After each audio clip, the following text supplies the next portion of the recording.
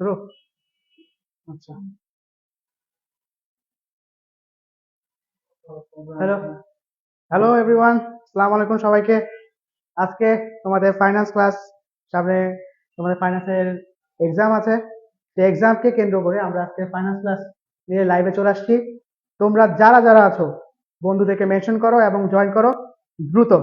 আমরা যত দ্রুত জয়েন করবে তোমরা তত দ্রুত আমরা ক্লাসটা শুরু করতে পারবো। দ্রুত জয়েন করো, লাইক শেয়ার কমেন্ট করতে ভুল করো না, অবশ্যই দ্রুত জয়েন করো, দ্রুত দ্রুত। তো কেমন আছো? কি কেমন গেছে সামনে পরীক্ষাগুলো, আগের পরীক্ষাগুলো কেমন গেছে? কমেন্ট করে জানাও, কমেন্ট করে জানাও কেমন গেছে সামনের পরীক্ষাগুলো। আর বন্ধুদেরকে মেনশন করতে ভুলো না।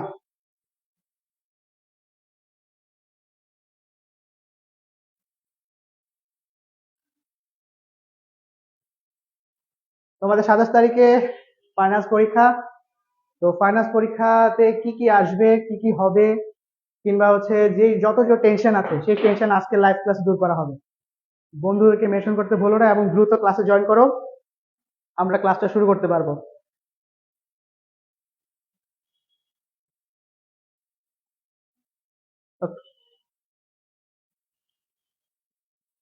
আজকে লাইভ ক্লাসে তোমাদের প্রথমত ফাইন্যান্সে আমরা যে কি কি কোশ্চেন হবে, কি কি কোশ্চেন প্যাটার্ন, কি কি আসতে পারে, কি আসবে না, কোন জিনিসগুলোকে বেশি ফলো করবে, কোন জিনিসগুলো মেনটেন করবে না, এই জিনিসগুলো আমরা হচ্ছে কথা বলবো।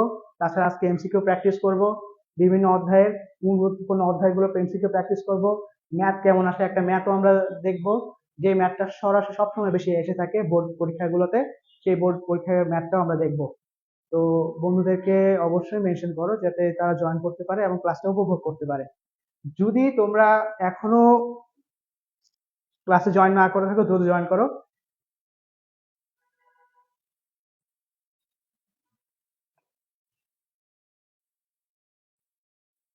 শুরু করবো। Okay. তো সামনে তোমাদের বাংলা পরীক্ষা গেছে, ইংলিশ পরীক্ষা গেছে, ম্যাথ পরীক্ষাগুলো গেছে। প্রত্যেকের আশার উপর ফলাফল নাও হইতে পারে, অনেকের ভালো গেছে, অনেকের মোটামুটি গেছে, অনেকের খারাপও যেতে পারে। তো এই বিষয়গুলোকে নিয়ে টেনশনে পড়ে না থেকে সামনে যে পরীক্ষাগুলো আছে ওই পরীক্ষা নিয়ে একটু সিরিয়াস হও। এবং যেই পরীক্ষাগুলো খারাপ গেছে, যদি সামনের পরীক্ষাগুলো ঠিক মতো দাও তাহলে দেখবে যে বিগত যে পরীক্ষাগুলো খারাপ গেছে ওই খারাপ পরীক্ষা ফলাফলের উপর কোনো এফেক্ট পড়বে না। সামনের পরীক্ষা যদি ভালো হয় তাহলে ওই পরীক্ষা ভালো রেজাল্টের মাধ্যমে যে পরীক্ষা খারাপ হয়েছে ওই খারাপটাকে তুমি ওভারকাম করে ফেলতে পারবে। তো এই জন্য অবশ্যই বেশি টেনশন করো না, আজকে ক্লাসটাতে জয়েন হও। ফাইনাল এখন তো গ্রুপ সাবজেক্টের পরীক্ষাগুলো শুরু হয়ে গেছে আস্তে আস্তে, ওই পরীক্ষাগুলোর প্রতি বেশি ফোকাস করো।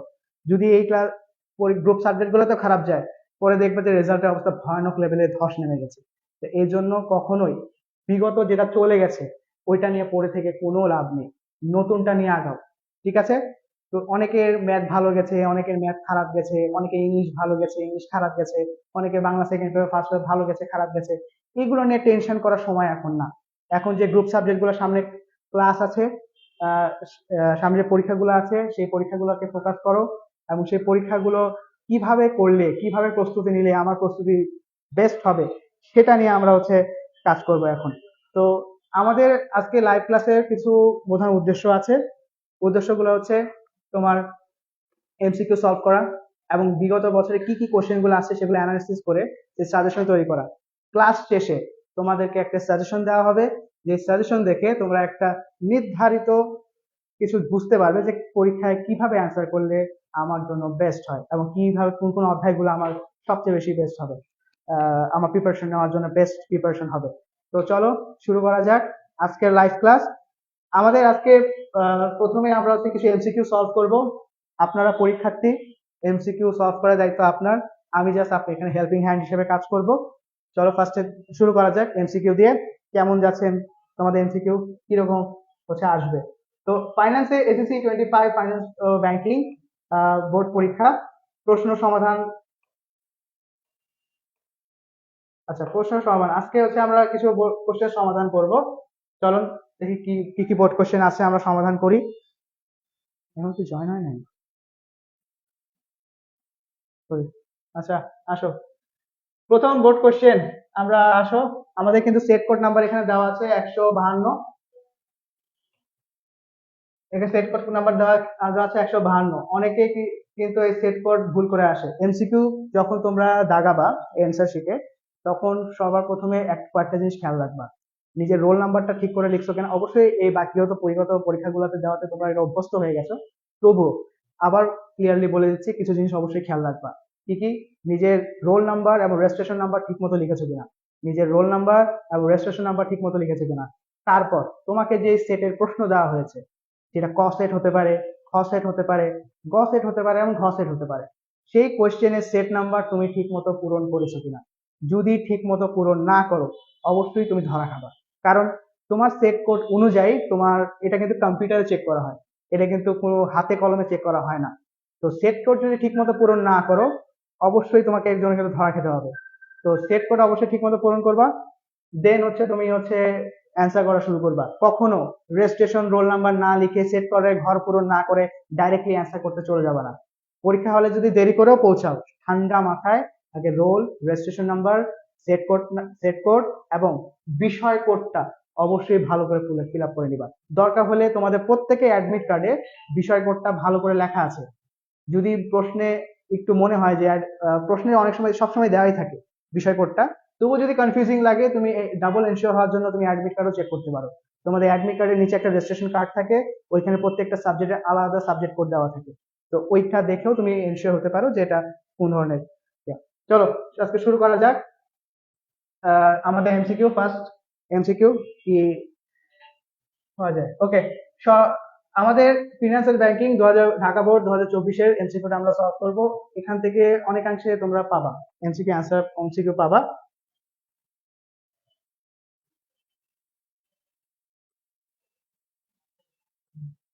তো বাণিজ্যিক ব্যাংক কোনটি ইস্যু করে কমিশন আদায় করে? তোমরা এটা কে কে পারবা দ্রুত কমেন্ট করো। দ্রুত কমেন্ট করো এবং হচ্ছে জানাও আমাদের কে কে ফিনান্স ব্যাংকিং বাণিজ্যিক ব্যাংক কোনটি ইস্যু করে হচ্ছে কমিশন আদায় করে। কমেন্ট করো। তোমাদের কমেন্টের যে অপেক্ষায় আছি।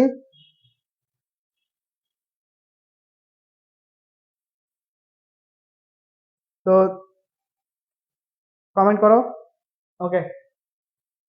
বাণিজ্যিক ব্যাংক কোনটি ইস্যু করে হচ্ছে কমিশন আদায় করে? কোনটি ইস্যু করে? ডেবিট কার্ড, ক্রেডিট কার্ড, প্রত্যয়নপত্র, cheque. Debit card, credit card, প্রত্যয়নপত্র এবং চেক।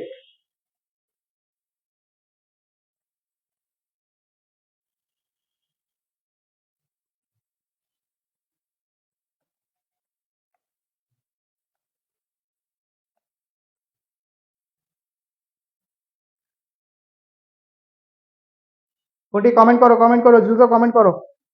একের সি, জারিন তাসনিম আনাস অ্যান্সার করেছে একের সি, প্রত্যয়নপত্র। আর কে? আর কে কে কোনটা অ্যান্সার করতে চাও? আর কে কে অ্যান্সার করতে চাও? দ্রুত কমেন্ট করো।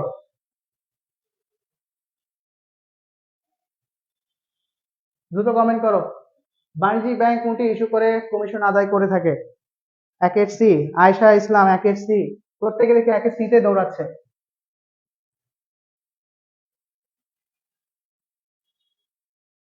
উত্তর সঠিক হয়েছে। জানেন, তোমাদের ধন্যবাদ। বাণিজ্যিক ব্যাংক কোনটি ইস্যু করে কমিশন আদায় করে? প্রত্যয়নপত্র। প্রত্যয়নপত্র পরেরটাতে আসে। চলো, চেক প্রস্তুতকারীকে কি বলে? চলো, চেক প্রস্তুতকারীকে কি বলে? গ্রাহক, প্রাপক, আদিষ্ট, আদেষ্টা। গ্রাহক, প্রাপক, আদিষ্ট, আদেষ্টা। চেক প্রস্তুতকারীকে কি বলে থাকে? কমেন্ট করো তোমরা দ্রুত। আর বন্ধুদেরকে মেনশন দিতে ভুলো না, প্রত্যেককে মেনশন করো। আর তাহলে তোমরা বন্ধুরাও জয়েন করে ক্লাসটাকে উপভোগ করতে পারবে।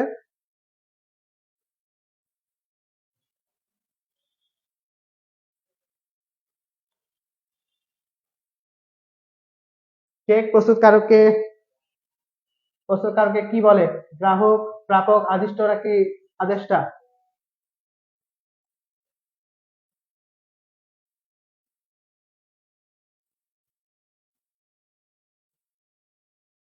চলো, ইলেকট্রনিক ব্যাংক চেক প্রস্তুতকারকে কি বলে? আদিষ্ট, আদিষ্ট, গ্রাহক, প্রাপক নাকি আদেষ্টা?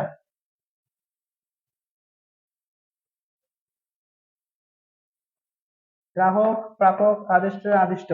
আচ্ছা, কোন চেকের প্রস্তুতকারকে কি বলে? কেউ কমেন্ট জানাচ্ছে? দুয়ের এ, আয়শা ইসলাম দুয়ের এ, গ্রাহক।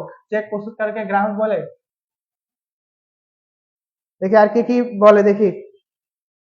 আয়শা ইসলাম জানিয়েছেন দুয়ের এ।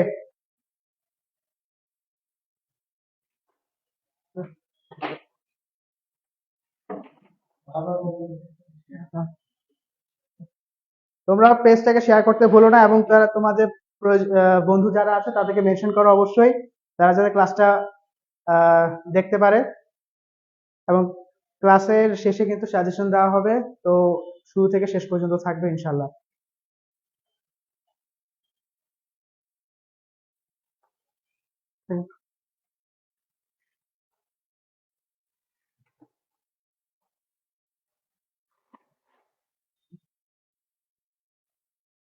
তো দুয়ের এ আয়শা ইসলাম, বাকিরা কি ভুলে গেছে নাকি কমেন্ট করতে?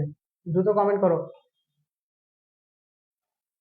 আর বন্ধুদেরকে অবশ্যই শেয়ার করতে ভুলো না।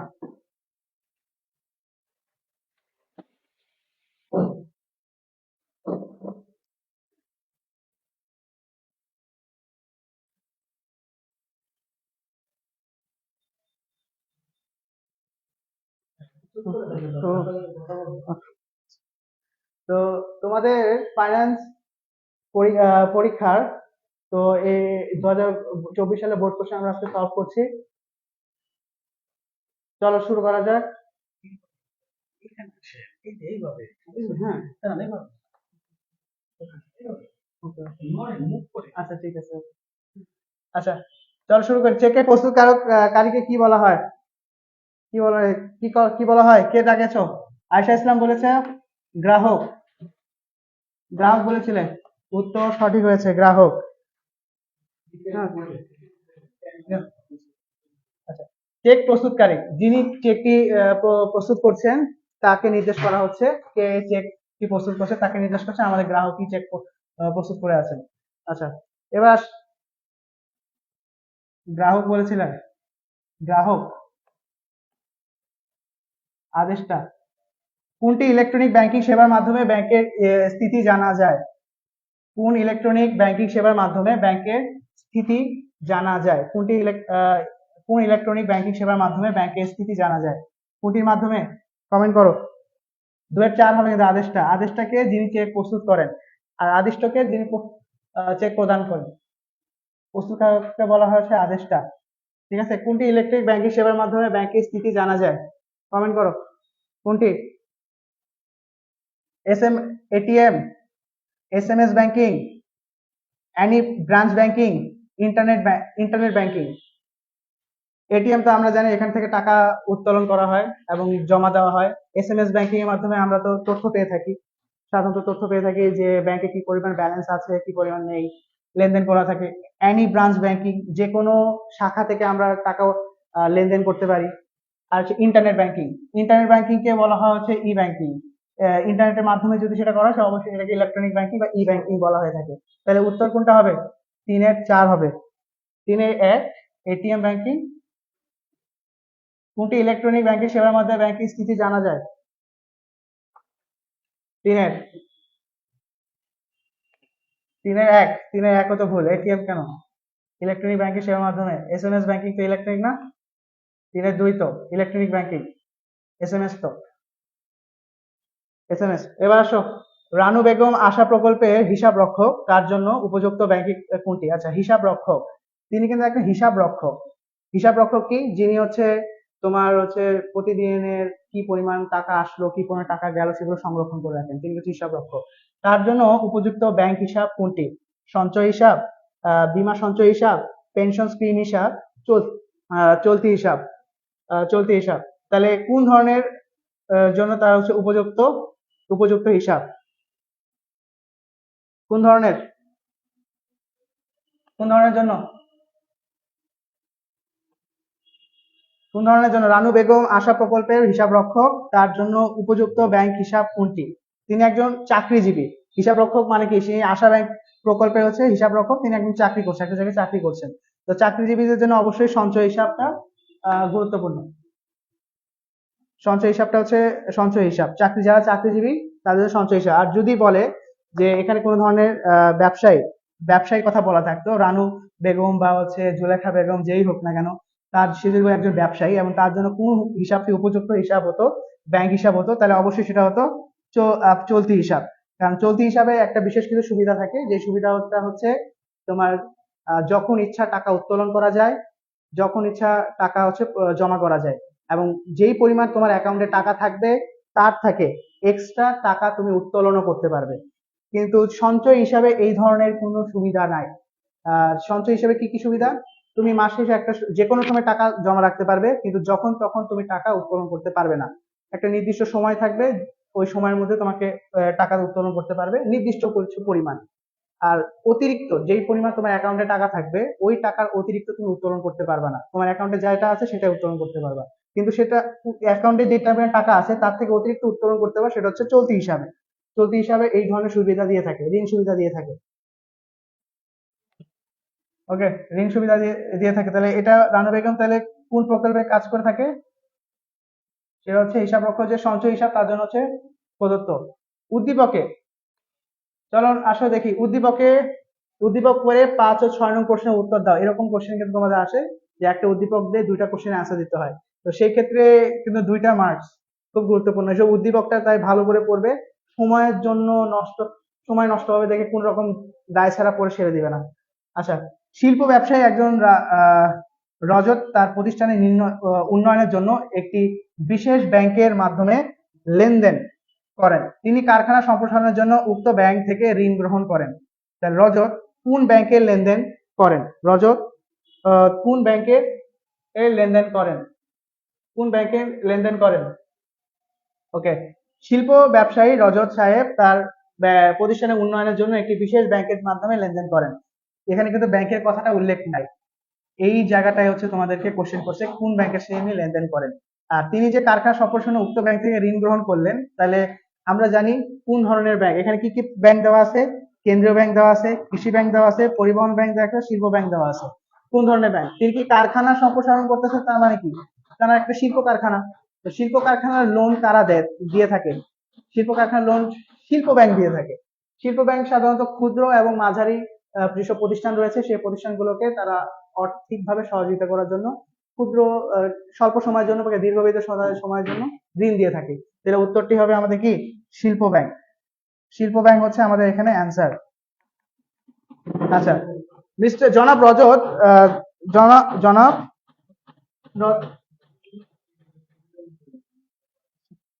ওকে ওকে যে সে জনাব রজত ব্যাংকটি ভূমিকা রাখে। জনাব রজতের ব্যাংক কি ভূমিকা রাখে? শিল্প উন্নয়নে, কৃষি উন্নয়নে, পরিবহন উন্নয়নে, নাকি আমদানি উন্নয়নে? দ্রুত কমেন্ট করো। 5 ডি। সাবাস আয়েশা ইসলাম, ভেরি গুড। 5 ডি তুমি পারছো। ওকে, 6 জনাব রজতের ব্যাংকটি ভূমিকা রাখে, কোন ধরনের ভূমিকা রাখে? কমেন্ট করো।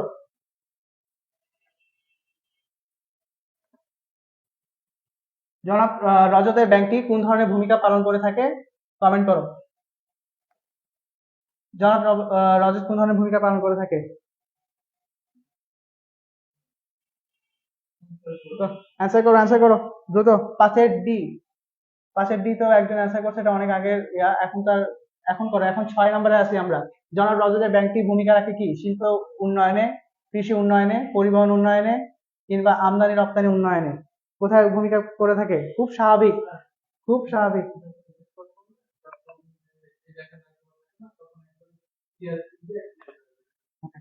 তো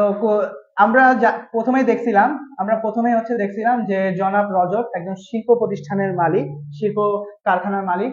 তো শিল্প কারখানা সম্প্রসারণের জন্য তিনি ঋণ নিয়ে নিয়েছেন, তাহলে অবশ্যই আমরা তার কাছে শিল্প ব্যাংক। তো স্বাভাবিকভাবে আমি আগেই বললাম যে শিল্প ব্যাংকগুলো হচ্ছে স্বল্প এবং বৃহৎ শিল্প কারখানা উন্নয়নের জন্য, এগুলো হচ্ছে ক্ষুদ্র মাঝারি এবং হচ্ছে বৃহৎ আকারের ঋণ দিয়ে থাকে। তো স্বাভাবিকভাবে এটা হচ্ছে শিল্প উন্নয়নের জন্য এই ব্যাংকটি কাজ করে থাকে, শিল্প ব্যাংকগুলো শিল্পের উন্নয়নের জন্য কাজ করে থাকে। আচ্ছা চলো পরবর্তী ইয়াতে যাই। চেকের নিরাপত্তার জন্য কোথায় সমান্তরাল দুটি দাগ টানা হয়? নিচে বামে কোনায়, নিচের ডান কোনায়, উপরের বামে কোনায়, নাকি উপরের ডান কোনায়? কোথায় কোথায় দাগ দাগ টানা হয়? 6 রে জারিন তাসনিন আনাস দিয়েছে না 6 রে, হয়েছে, তোমার উত্তরটি সঠিক হয়েছে। এবার সাথে আসো, চেকের নিরাপত্তার জন্য কোথায় সমান্তরাল দুটি রেখা টানা হয়? নিচের বাম কোনায়, নিচের ডান কোনায়, উপরে বাম কোনায়, না উপরে ডান কোনায়? কোথায় কোথায় টানা হয় কমেন্ট করো। কোথায় কোথায় কোথায় করা হয়? দাগটা টানা হয় কোথায়? উপরে। আমাদের চেক কিন্তু এরকম একটা পাতা থাকে, তো পাতার মধ্যে এখানে হচ্ছে নাম থাকে, তারপর ব্যাংকের নাম থাকে, ঠিকানা থাকে, তারপর হচ্ছে এখানে টাকার অ্যামাউন্ট, এখানে একটা বক্স থাকে ছোট করে, এখানে টাকার অ্যামাউন্ট লিখতে হয়, এখানে হচ্ছে টাকা কথায় কথায় লিখতে হয়। আর উপরে উপরে বাম কোনায় এবং উপরে যে দাগ টানা হয় সেটাকে বলা হয় দাগ কাটা চেক। যখনই একটা চেক, সাধারণ চেককে এইভাবে চেককে উপরে বড় করে দাগ টেনে দেওয়া হবে তখন সেটা হবে দাগ কাটা চেক। এই দাগ কাটা চেক কিন্তু আহ, দাগ কাটা চেক কিন্তু নির্দিষ্ট নামে ট্রান্সফার করা হয়। দাগ কাটা চেকে যে কেউ এটা উত্তোলন করতে পারে না, কেউ চাইলেও এই টাকা উত্তোলন করতে পারবে না। এই দাগ কাটা চেকে একমাত্র সেই ব্যক্তি উত্তোলন করতে পারে যার নামে ওখানে উল্লেখ করা আছে, এবং হচ্ছে তার অ্যাকাউন্টে ট্রান্সফার হবে। সে কিন্তু ক্যাশ পাবে না, তার ওই ওই ব্যাংকে একটা অ্যাকাউন্ট থাকতে হবে এবং সেই অ্যাকাউন্টে সেই টাকাটা ট্রান্সফার হবে। ঠিক আছে? তো সাতের সাতের বি সাতের বি বি তো ভুল অ্যান্সার। এত ভুল অ্যান্সার দিচ্ছ কেন? সাতের সি, জানি তাসনি হচ্ছে সাতের সি, সাবাস, উত্তর সঠিক হয়েছে। সাতের হচ্ছে সি নাম্বারটা, উপরে বাম কোনায়। উপরে বাম কোনায় যখনই সমান্তরাল দুটি দাগ টানা হবে ওই চেকটি কি ধরনের চেক? দাগ কাটা চেক। ওকে, এবার আসো, আমরা হচ্ছে আমরা হচ্ছে 8 নাম্বার হচ্ছে কোশ্চেনে আসি। ওকে, অর্থায়ন কি নিয়ে কাজ করে? অনেক সোজা কোশ্চেন এটা, প্রথম অধ্যায়ে প্রথম পৃষ্ঠায়, দ্বিতীয় পৃষ্ঠাতে তোমার 2 নম্বর পৃষ্ঠাতে মনে হয় 3 পেজ না কোন পেজে লেখা আছে, 2 নালে 3, এই পেজের প্রথম লাইনটা, লাস্টের দিকে প্রথম লাইনটাই হচ্ছে এটা, অর্থায়ন কি নিয়ে কাজ করে। অর্থায়ন মূলধন ব্যবস্থাপনা, বিনিয়োগ ব্যবস্থাপনা, তহবিল ব্যবস্থাপনা, উৎপাদন ব্যবস্থাপনা। এইটা তো সবার পারার কথা, অবশ্যই এটা সবাই পারবে, কেউ ভুল করবে না। এটা একেবারে শুরুর দিকে তোমাদের পড়ানো হয়।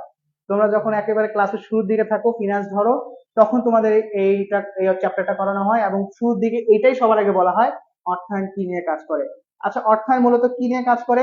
কে অ্যান্সার করো, দ্রুত অ্যান্সার করো। অর্থায়ন কি নিয়ে কাজ করে? আটে কি নিয়ে? মূলধন ব্যবস্থাপনা, বিনিয়োগ ব্যবস্থাপনা, তহবিল তহবিল ব্যবস্থাপনা, নাকি উৎপাদন ব্যবস্থাপনা? অবশ্যই অর্থায়ন তহবিল ব্যবস্থা নিয়ে কাজ করে। কিভাবে অর্থটা আসবে এবং কোথায় কিভাবে ব্যয় করা হবে এবং এই সংক্রান্ত ব্যবস্থাপনা হচ্ছে তহবিল সংক্রান্ত ব্যবস্থাপনা কার্যক্রম পরিচালনা করে থাকে হচ্ছে অর্থায়ন। তো অর্থায়ন কি নিয়ে কাজ করে? তহবিল নিয়ে কাজ করে। ঠিক আছে। 9, রাসায়নিক প্রতিষ্ঠানগুলো কার অধীনে থাকে? রাসায়নিক প্রতিষ্ঠানগুলো কি কার অধীনে থাকে? এটা মুখস্থ বিদ্যা, কোন কোন প্রতিষ্ঠানে থাকে এটা তো মুখস্থ বিদ্যা জানার কথা। ওয়াসা, ওয়াসা তো আমরা জানি পানির লাইন, এটা তো স্বাভাবিকভাবে হবে না। ইউএনডিপি, এটাও তো হওয়ার সম্ভাবনা নাই। বিএসটি, এটা জানি আমাদের পণ্যের মান নির্ধারণ করে থাকে, তো এটাও তো স্বাভাবিক হওয়ার কথা নাই। তাহলে একটা আছে বিসিআইসি। তো 9 কত, 9 কি হবে? বিসিআইসি হচ্ছে প্রতিষ্ঠান যে হচ্ছে আমাদের শিল্প প্রতিষ্ঠানগুলো, যেখানে রাসায়নিক শিল্প প্রতিষ্ঠানগুলোর অধীনে থাকে, বিসিআইসি শিল্প প্রতিষ্ঠানের অধীনে থাকে।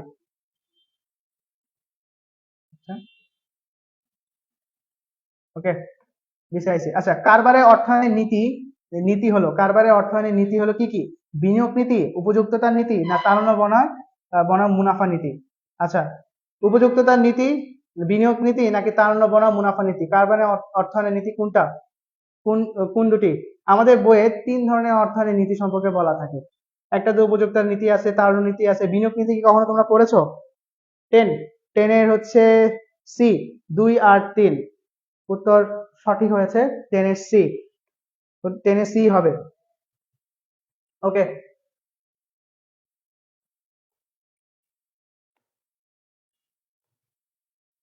ওকে, আমাদের এখানে একটা ম্যাথ আছে, ম্যাথটা চলো আমরা দেখবো।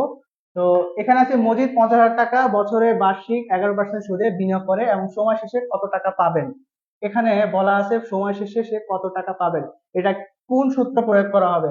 ভবিষ্যৎ মূল্য, নাকি এফবি, নাকি পিবি? কোনটার উপর কি হবে? এফবি নাকি পিবি? এফবি নাকি পিবি? কোনটা কোনটা হবে আগে সেটা আমাকে জানাও। কোনটা হবে? এফবি নাকি পিবি? পিবি সূত্র হবে। এফবি হচ্ছে আমাদের ভবিষ্যৎ মূল্য, আর পিবি হচ্ছে আমাদের বর্তমান মূল্য। দেখি তোমরা আইডেন্টিফাই করতে পারো কিনা। বর্তমান, ভবিষ্যৎ নাকি বর্তমান, কোনটি কোন সূত্র প্রয়োগ করে আমরা হচ্ছে এটা জানতে পারবো যে 50,000 টাকা বছরে, 50,000 টাকা ও 50,000 টাকা বছরের জন্য বার্ষিক 11% সুদে বিনিয়োগ করলে সময় শেষে সে কত টাকা পাবেন। আচ্ছা, এখানে কত টাকা দেওয়া আছে? 50,000 টাকা দেওয়া আছে। 50,000 টাকা ও বছরে, এখানে কোনো বছর কোনো নির্দিষ্ট করে বলা নাই, 5 বছর 2 বছর, তাহলে অবশ্যই আমরা 1 বছর, যদি কোনো বছর সংখ্যা বলা না থাকে অবশ্যই আমরা হচ্ছে 1 বছর ধরে নিব। এক এক বছর ধরে নিব। তারপর হচ্ছে আমাদের চক্রবৃদ্ধির কথা বলা আছে কত? 11%। বিনিয়োগ সুদে বিনিয়োগ বলা আছে। সময় শেষে কত টাকা করে পাবেন?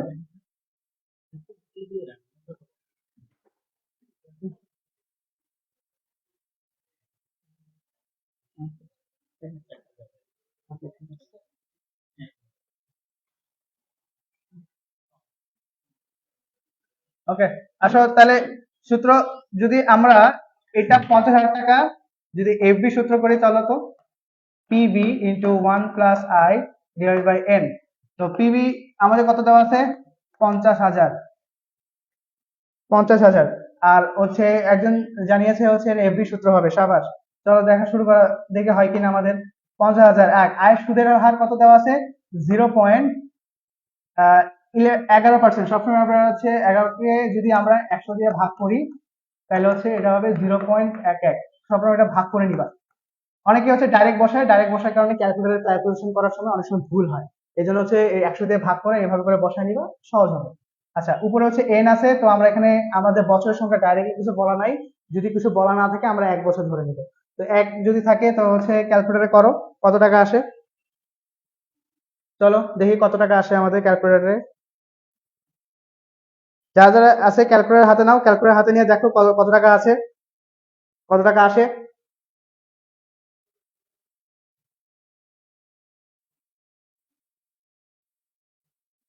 দ্রুত দ্রুত দ্রুত জানাও আমাকে, কমেন্ট করে এখনই জানাও কত টাকা আসছে। কমেন্ট করো সবাই একসাথে, এখানে জয়েন করো এবং হচ্ছে কমেন্ট করো যে কত টাকা হচ্ছে এসেছে তোমাদের। আমার এখানে আসছে তোমার কত, 11 নম্বর হচ্ছে আমরা করতেছি। এখানে আমাদের আসছে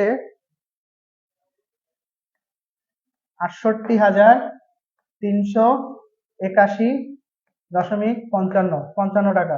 আমাদের কিন্তু ক নাম্বার আসছে 68,381.55 আচ্ছা, খুব সহজে আইডেন্টিফাই কেমনে করবা যে এটা ভবিষ্যৎ মূল্য নির্ণয় করব নাকি পিবি নির্ণয় করব। এটা একটা উপায় হচ্ছে এখানে যে টাকার অ্যামাউন্টটা দেওয়া আছে সেই অ্যামাউন্টটাকে আইডেন্টিফাই করা, যে এটা কি বর্তমান মূল্যের টাকা দেওয়া নাকি ভবিষ্যৎ মূল্যের টাকা দেওয়া। যদি বর্তমান মূল্যের টাকা দেওয়া থাকে তাহলে অবশ্যই অবশ্যই সেটা ভবিষ্যৎ মূল্য নির্ণয় করতে হবে। আর সময় সে কত টাকা পাবেন তার মানে এটা ভবিষ্যতের কথা ইন্ডিকেট করতেছে। সে একটা বছর শেষে সে কত টাকা পাবে সে ভবিষ্যতের কথা ইন্ডিকেট করতেছে। ঠিক আছে, তাহলে এই ম্যাথটা আমরা দেখলাম। এভাবে কিন্তু ম্যাথগুলো আইডেন্টিফাই করতে হবে।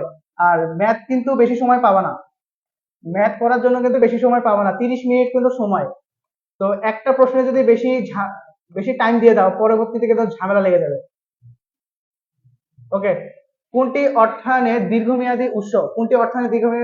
বাণিজ্যিক ব্যাংক, বাণিজ্যিক ব্যাংক, প্রদত্ত ঋণ, ক্ষুদ্র ঋণ লিজিং, নাকি হচ্ছে প্রদয় বিল? কোনটি কোনটি কোনটি অর্থায়নের দীর্ঘমেয়াদী উৎস?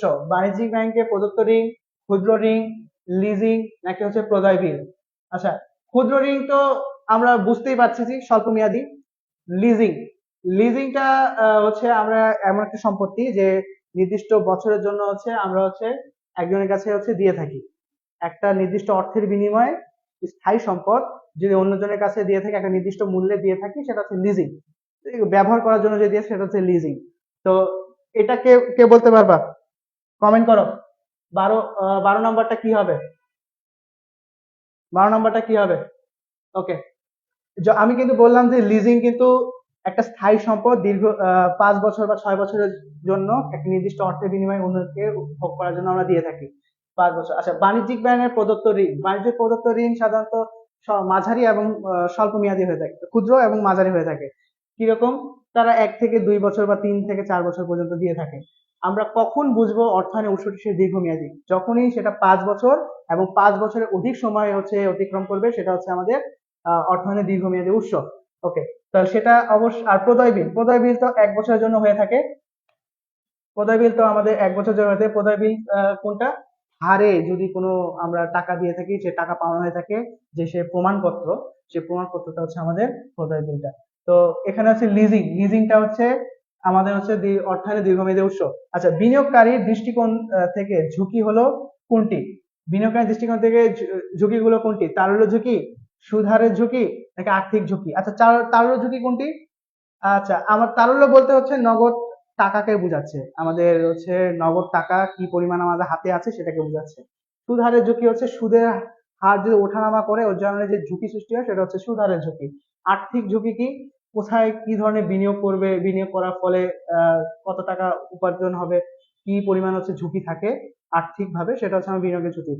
চলো আমরা দেখি হচ্ছে 13 নম্বর হচ্ছে কি হবে, কমেন্ট করো। কি ব্যাপার তোমরা? কমেন্ট কমেন্ট করো যে কি ধরনের হচ্ছে ঝুঁকি, বিনিয়োগকারী দৃষ্টিকোণ থেকে ঝুঁকি, ঝুঁকি কি কি? তারল্য ঝুঁকি, সুধারের ঝুঁকি, নাকি আর্থিক ঝুঁকি? 13 নম্বর, 13 নম্বরের অ্যান্সার কি হবে? বিনিয়োগকারী দৃষ্টি থেকে আমাদের হচ্ছে দুই ধরনের, আহ, তিন ধরনের ঝুঁকি থাকে, দুই ধরনের ঝুঁকিটা বেশি গুরুত্বপূর্ণ, সেটা হচ্ছে তারল্য ঝুঁকি আর একটা হচ্ছে সুধারের ঝুঁকি। তারল্য ঝুঁকি কোনটা? যদি আমার প্রতিষ্ঠানে নগদ অর্থের পরিমাণ পর্যাপ্ত না থাকে, যদি আমার প্রতিষ্ঠানে নগদ অর্থের পরিমাণ পর্যাপ্ত না থাকে, সেই কারণে যে ঝুঁকি সৃষ্টি হয় সেটা তারল্য ঝুঁকি। সুধারের ঝুঁকি, যদি বাজারে সুদের হারের পরিমাণ হ্রাস বৃদ্ধি ঘটতে থাকে, আগে ছিল মনে করো 10%, এখন 9% চলে আসছে, আবার 9% ছিল সেটা 10% চলে আসছে, এই কারণে যে ঝুঁকি সৃষ্টি হয় সেটা হচ্ছে সুদের ঝুঁকি। আর আর্থিক ঝুঁকি, যে প্রতিষ্ঠানের ক্ষেত্রে অর্থনৈতিক ব্যবস্থার হচ্ছে আহ, এটা প্রতিষ্ঠানের ক্ষেত্রে, বিনিয়োগকারী দৃষ্টিকোণে না। আর্থিক ঝুঁকি সাধারণত প্রতিষ্ঠানের ঝুঁকি হিসেবে বিবেচনা করা হয়, বিনিয়োগকারীর জন্য না। যদি বিনিয়োগকারী মনে করো আজকে একটা প্রতিষ্ঠানে বিনিয়োগকারী বিনিয়োগ করলো, যেখানে তারা 9% হারে লভ্যাংশ পাবে, কিন্তু দিন শেষে দেখা গেল যে লভ্যাংশ পরিমাণ বা সুদের হারের পরিমাণ কমে আসছে, 8% চলে আসে, 7% চলে আসে, অবশ্যই সেটা বিনিয়োগকারী ঝুঁকি। তারল্য ঝুঁকি বিনিয়োগকারী কেমন? যখন আমার বিনিয়োগের সময় আসছে, তখন যদি আমি টাইম মতো বিনিয়োগ না করতে পারি, সেটা আমার জন্য লস। তাই আমার কাছে পর্যাপ্ত সময়ে তারল্য থাকাটা গুরুত্বপূর্ণ। তো এটা হচ্ছে আমাদের তারল্য ঝুঁকি। ঠিক আছে, ওকে, তারল্য ঝুঁকি আমাদের গেল। এরপর হচ্ছে আমাদের আরেকটা ম্যাথ আছে, চলো ম্যাথটা দেখি। ঢাকা বোর্ডে শফিক সাহেব 50,000 টাকা দিয়ে একটি মেশিন কিনতে চায়, যার আয়ুষ্কাল হচ্ছে 4 বছর। আহ যার আয়ুষ্কাল হচ্ছে 4 বছর, এবং একটি মেশিন কিনতে চায় তার আয়ুষ্কাল 4 বছর। তিনি 4 বছরে যথাক্রমে 8,000, 7,000, 9,000 এবং 12,000 টাকার নিট মুনাফা প্রত্যাশা করে। তাহলে বার্ষিক অবচয় কত? তার মেশিনটার বার্ষিক অবচয় কত? দ্রুত দ্রুত কমেন্ট করো তো, এটা কি হবে? আমাদের এটা কিন্তু মূলধন ব্যয় অধ্যায় থেকে আসছে, যে মেশিন অবচয় নির্ণয় করার সূত্রটা কি কি, অবচয় করার নির্ণয় করার সূত্র কি, কে পারবে? কমেন্ট করো।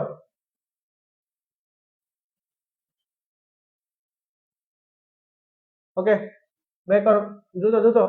অবচয়, বার্ষিক অবচয় নির্ণয় করার সূত্র কি? প্রাথমিক বিনিয়োগ, প্রাথমিক বিনিয়োগ ফার্স্ট বলেই তো দিলাম, তারপর কি হবে? প্রাথমিক বিনিয়োগের সাথে কি যোগ না মাইনাস হয়? ভগ্নাবশেষ মূল্য কি মাইনাস না যোগ হয়? কমেন্ট করো, কমেন্ট করো। তাহলে হচ্ছে আমাদের হচ্ছে বার্ষিক অবচয়। তো বার্ষিক অবচয়, বার্ষিক অবচয় কি হবে আমাদের? উত্তর দেখো তো, প্রাথমিক বিনিয়োগ,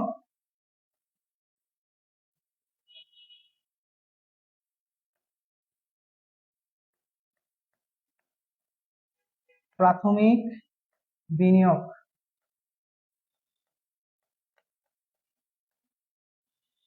মাইনাস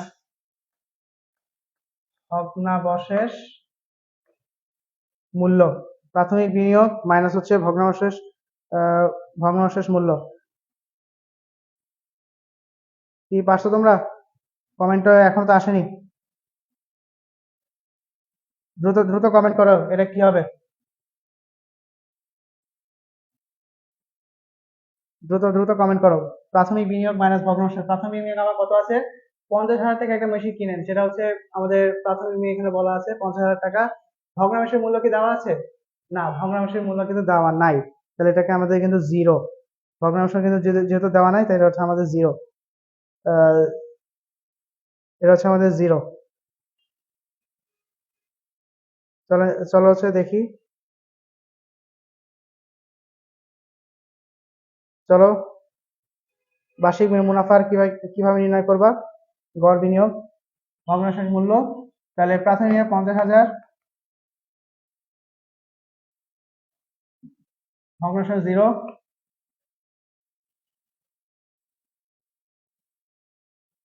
আচ্ছা, গড় মুনাফার হার,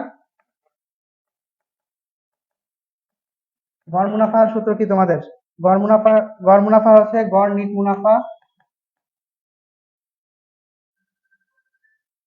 মুনাফা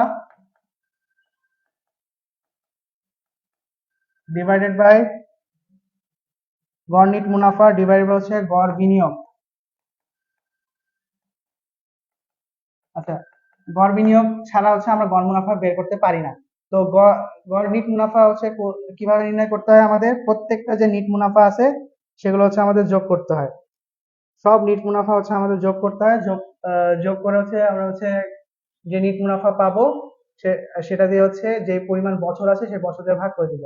আচ্ছা, আর গড় বিনিয়োগ কেমনে বের করতে হয়? প্রাথমিক বিনিয়োগের সাথে ভগ্নাংশের মূল্য যোগ করতে হয়, যে 2 দিয়ে ভাগ করতে হয়। আমাদের প্রাথমিক বিনিয়োগ আছে 50,000, 50,000 কে 2 দিয়ে আমি ভাগ করি, তাহলে হচ্ছে আমার 25,000। 25,000 হচ্ছে আমার গড় বিনিয়োগ। তো গড় বিনিয়োগ তো আমরা পাইলাম হচ্ছে 25,000 টাকা। আর গড় মুনাফার হার কত আছে? তো গড় নিট মুনাফা বের করো তো তোমরা। গড় বিনিয়োগ তো আমি বের করছি, গড় নিট মুনাফা বের করো, দেখি কে পারো। গড় বিনিয়োগ 14 নম্বর হচ্ছে আমাদের ম্যাথের অ্যান্সার। অ্যান্সার হচ্ছে 14 নম্বরে বার্ষিক হচ্ছে অবচয়। তোমাদের হচ্ছে যদি যোগ করো 7,000, 8,000, 9,000, 12,000, যোগ করলে আমাদের আসে 7, 9, 12। 12 যদি আমরা যোগ করি তাহলে হচ্ছে আমাদের আসবে, যোগ করে অবচয় যদি ভাগ করে দিই তাহলে আমাদের হচ্ছে উত্তর আসে কত? 12,000।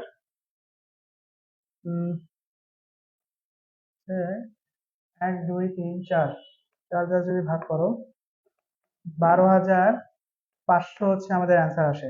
তো আমাদের কিন্তু বার্ষিক অবচয় আসে হচ্ছে কত? 12,500। যদি গড় মুনাফা হার নির্ণয় করো তুমি, গড় নিট মুনাফা ডিভাইড গড় বিনিয়োগ, তো গড় নিট মুনাফা তো আমাদের প্রত্যাশা কত? নিট মুনাফা তো প্রত্যেকটা দেওয়াই আছে, প্রত্যেকটা আছে আহ, যোগ করে ভাগ করছে 12,500, তো আমরা পাইছি। এটা বার্ষিক অবচয় ছিল। তো আমাদের হচ্ছে গড় নিট মুনাফা যদি যোগ করো তাইলে হচ্ছে এখানে হচ্ছে বিনিয়োগ 25,000, আর হচ্ছে টোটাল হচ্ছে আসবে তোমার হচ্ছে, টোটাল আসবে হচ্ছে 30% কাছাকাছি আসবে। তাহলে আবার হচ্ছে ক্যালকুলেটরে করি। 36,000 হচ্ছে আসবে পরিমাণ টাকা নিচে। ওকে, তো প্রতিষ্ঠান পরিচালনা করা তো যে ব্যয়টা পরিচালনা ব্যয়, তাহলে কোনটা? আয়কর তো আমরা জানি, ট্যাক্স তো আর হবে না। তো হচ্ছে মেশিন এর মেরামত, মেশিন মেরামত তো আর কি হইলো, এটা তো হচ্ছে আমাদের ব্যয় হইলো না। তাহলে কাঁচামাল খরচে প্রতিষ্ঠান পরিচালনা সংক্রান্ত ব্যয়। আচ্ছা, কৌশল প্রয়োগ করে কোনটি এড়ানো যায় না? লোকসান, বিচ্যুতি, অনিশ্চয়তা নাকি ঝুঁকি? কোনটি প্রয়োগ করে, এটার মধ্যে কোনটি? লোকসান, বিচ্যুতি, অনিশ্চয়তা, ঝুঁকি। চারটা কিন্তু চার ধরনের, চার ধরনের, কনফিউজ করার জন্য এটাই এনাফ। চারটা কিন্তু চার ধরনের।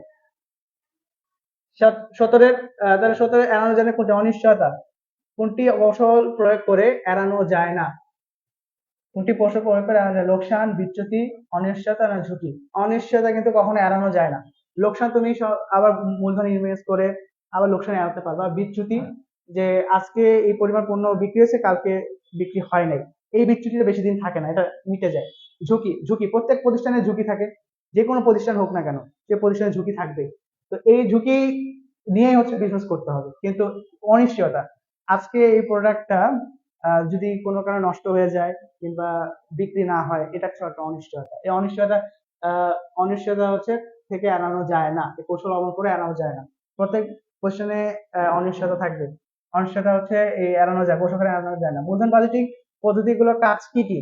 লাভজনক সময় নির্বাচন, লাভজনক প্রকল্প নির্বাচন, প্রকল্প গ্রহণ, বাট্টা হার নির্ণয়। লাভজনক সময় নির্বাচন, মূলধন বাজেটিং কি কখনোই সময় নির্বাচন করে? ওটা তো আমরা জানি পে ব্যাক সময় দিয়ে আমরা সময় নির্বাচন করি।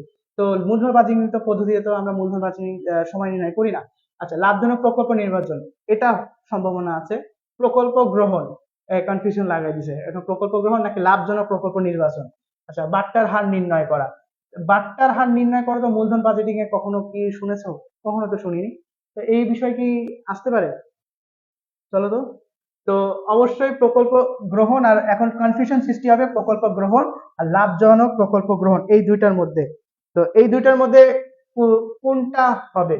অবশ্যই আমাদের স্বাভাবিকভাবে আমরা যখন ম্যাথ গুলা করি, তো তখন আমরা দেখতে পাই যে লাভজনক দুইটা প্রকল্প দেওয়া থাকে, যে দুইটার প্রকল্পের মধ্যে যেটার মূলধন বাজেটিং হচ্ছে বেশি, সেগুলো আমরা গ্রহণ করে থাকি। তো অবশ্যই লাভজনক প্রকল্পটি আমরা গ্রহণ করবো। ওকে, অবন্টিত মুনাফা শেয়ারে রূপান্তর করে আনুপাতিক হারে বন্টন করা হয়। অবন্টিত মুনাফা শেয়ারে রূপান্তর করে আনুপাতিক হারে বন্টন করা হয়। এখানে শেয়ার গুলো কিভাবে বন্টন করা হয় আসলে জানতে চাচ্ছে তোমার কাছে, যে কাদের মধ্যে বন্টন করা হয়। রাইট শেয়ার মালিকদের মধ্যে, বিলম্বিত শেয়ার মালিকদের মধ্যে, অগ্রাধিকার শেয়ার মালিকদের মধ্যে, বোনাস মালিকদের শেয়ারদের মধ্যে। আচ্ছা, রাইট শেয়ার আর হচ্ছে বোনাস শেয়ার, দুটা কিন্তু সেম জিনিস। রাইট শেয়ার এবং বোনাস শেয়ার হচ্ছে সেম জিনিস। আচ্ছা, বিলম্বিত শেয়ার নাকি অগ্রাধিকার শেয়ার? অগ্রাধিকার শেয়ার মালিকরা হচ্ছে তারা যারা নির্দিষ্ট হারে কিন্তু লভ্যাংশ পেয়ে থাকে। আর বিলম্বিত শেয়ার শেয়ার হচ্ছে মালিকরা যারা হচ্ছে তারা হচ্ছে কিছুদিন পর পর হচ্ছে শেয়ার পেয়ে থাকে। কমেন্ট তো কেউ করছো না। নাম্বার হচ্ছে গ। তো কোন ধরনের শেয়ার? রাইট শেয়ার নাকি বোনাস শেয়ার, বিলম্বিত শেয়ার নাকি অগ্রাধিকার শেয়ার? অবন্টিত মুনাফা শেয়ারে রূপান্তর করে আনুপাতিক হারে হচ্ছে করে থাকে। রাইট শেয়ার আর বোনাস শেয়ার কি সেম?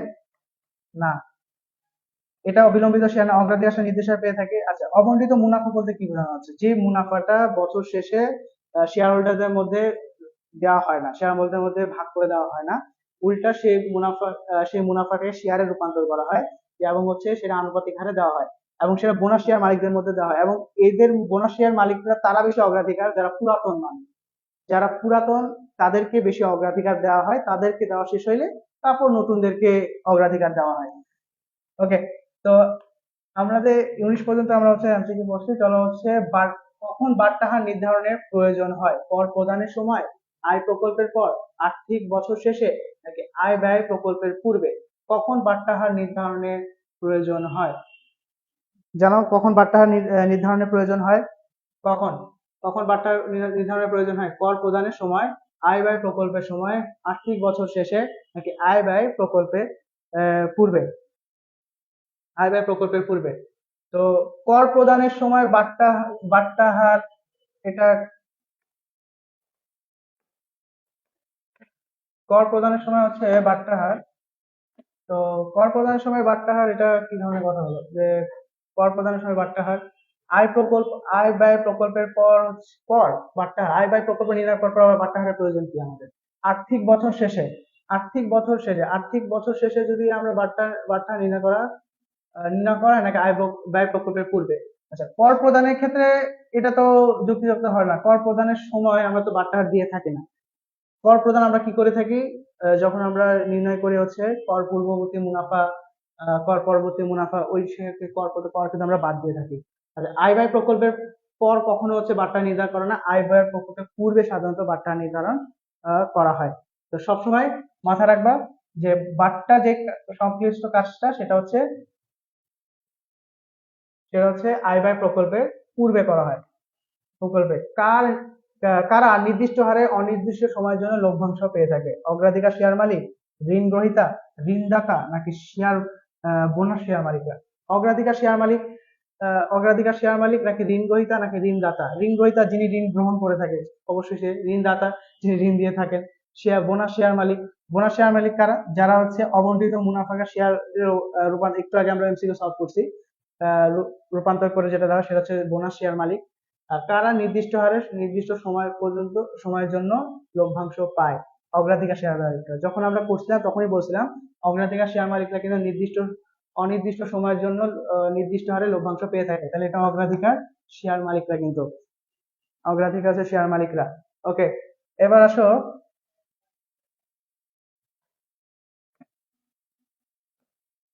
এবার আসো কোনটিকে রাইট শেয়ার বলা হয়? পরিচালক রাইট শেয়ার বলা হয় কোনটিকে? পরিচালকগণের শেয়ারকে, প্রবর্তকের শেয়ারকে, সর্বসাধারণের শেয়ারকে নাকি পুরাতন শেয়ার মালিকদেরকে রাইট শেয়ার বলা হয়?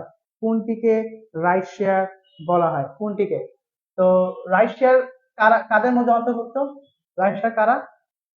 পরিচালক শেয়ার মালিকরা নাকি হচ্ছে আমাদের প্রবর্তক শেয়ার মালিকরা, সর্বসাধারণ শেয়ারকে, মানে যতগুলো শেয়ার আছে, শেয়ার আছে তাদেরকে বলা হয়। সর্বসাধারণ শেয়ারকে অবশ্যই না। প্রবর্তকের শেয়ার তো জেনে হচ্ছে উচ্চ পর্যায়ে যারা থাকে তারা, তারা তো না। আর পরিচালকগণ যারা পরিচালনা সংক্রান্ত, মনে করেন সিও টিও যারা থাকে তারা তো না। তাহলে পুরাতন শেয়ার মালিকদেরকে শেয়ারকে সাধারণত বলা হয় রাইট শেয়ার। তো রাইট শেয়ার কারা? যারা হচ্ছে পুরাতন শেয়ার মালিক তারা, এবং তারাই কিন্তু বোনাসের অগ্রাধিকার বেশি পেয়ে থাকে। এবং হচ্ছে, চলো আমরা এরপরে কি আছে, রাজীব 1,00,000 টাকা বিনিয়োগ করে 5 বছরে 25,000 টাকা, 45,000 টাকা, 50,000 টাকা এবং 40,000 টাকা, 35,000 টাকা পাওয়ার আশা করে। রাজীবের পে ব্যাক সময় কত? এখানে কিন্তু পে ব্যাক চাইছে। পে ব্যাক সবসময় সময় নির্দেশ করে, কিন্তু পে ব্যাকের একটা সীমাহীনতা আছে, সীমা আছে। সীমাটা হচ্ছে এটি কিন্তু আর্থিক অর্থের সময়মূল্য বিবেচনা করে না। যখন এরা অর্থের সময় বিবেচনা করে না, যখন অর্থের বিবেচনা, এই জন্য অনেক ক্ষেত্রে প্রকল্প নির্বাচনে ভুল সিদ্ধান্ত হয়ে থাকে। পে ব্যাকে কিছু কিছু কিছু একটা সীমাবদ্ধতা আছে। এই সীমাবদ্ধতা কি? সে অর্থের সময় মূল্যকে বিবেচনা করে না। এটা কিন্তু খুব গুরুত্বপূর্ণ একটা জায়গা। অর্থের সময় মূল্যকে বিবেচনা করে না। তো পে ব্যাক সময়, ওকে। রাজীব 1,00,000 টাকা বিনিয়োগ করে, এখানে বিনিয়োগ হচ্ছে তার 1,00,000 টাকা। আর হচ্ছে এখানে হচ্ছে 5 বছরে কত টাকা? চলো আমরা হচ্ছে করি, জিনিসটা করি, ছক আকারে করি। তো এটা যদি আমরা ছক কাটি, তাহলে এখানে হবে হচ্ছে বছর। এত করার তো তোমার টাইম নেই, এত কিছু তো এটা তুমি খাতায় করতা, এত বছর করার তো টাইম নেই। তুমি ফার্স্টে ট্রাই করবা যে টাকাগুলোর মধ্যে কোন টাকাটা 1,00,000 টাকার কাছাকাছি যায়। তো এক এক করে ক্রম যোগ করতে থাকবা। প্রথমেরটা হচ্ছে 25,000, ওকে 25,000। সেকেন্ডটা হচ্ছে তোমার কত, 45,000, না 25 আর 45 যোগ করো, কত হাজার, কত হচ্ছে 5 10 6 7 70,000 টাকা। 70,000, তারপরের টাকা কি আছে? 25,000 লিখলা, 45, তারপর 50,000, চলো 50,000 যোগ করো। তো 50,000 কি আছে? 7 আর 5 যোগ করলে কত হয়? 7 8 9 10 11 12, 1,20,000 টাকা। এখানে কিন্তু 1,20,000 টাকা। আমরা কিন্তু আমাদের বিনিয়োগ কত? 1,00,000 টাকা বিনিয়োগ। 1,00,000 টাকা কিন্তু আমরা ক্রস করে ফেলছি। 1,00,000 টাকা ক্রস করলে হবে না, 1,00,000 টাকা কাছাকাছি যে সংখ্যাটা সেটা যাবো। তো আমাদের 70,000 টাকা কিন্তু 1,00,000 টাকা কিছুটা কাছাকাছি। তো 70,000 টাকা আমাদের পিবি সূত্র কি? পিবি সূত্র কি? PBP, pay back period. একে ইংলিশে ফুল ফর্ম হচ্ছে পে ব্যাক পিরিয়ড। তো পে ব্যাক পিরিয়ডকে আমরা সূত্র জানি যে A plus N, NCO, NCO minus C divided by হচ্ছে ডি। আচ্ছা, ডি আমরা কোনটাকে নিয়ে থাকি? পরের বছরের টাকা নিয়ে থাকি। এ হচ্ছে আমাদের কোন বছরে? 25,000 টাকা আমাদের প্রথম বছরে ছিল, 35,000 যোগ দ্বিতীয় বছরে, দ্বিতীয় বছর হচ্ছে আমার এর মান, এ যোগ করব আমরা এভাবে। আর এনসিও আমাদের প্রাথমিক বিনিয়োগ থেকে হচ্ছে ক্রমযুতীয় মানটা আমরা বিয়োগ করে দিব, তাহলে হচ্ছে আমাদের এখানে কত ছিল? 70,000 টাকা। 1,00,000 থেকে যদি আমি 70,000 টাকা মাইনাস করে দিই, আর ডি, ডি হচ্ছে আমার ক্রমযুক্তির নিচের মানটা। তো এর পরের মানটা আমার কি ছিল? 50,000। তো 50,000 যদি আমি ইয়া করে দিই, তাহলে আমার টোটাল কত আসতেছে? করো তো, বের করো তো।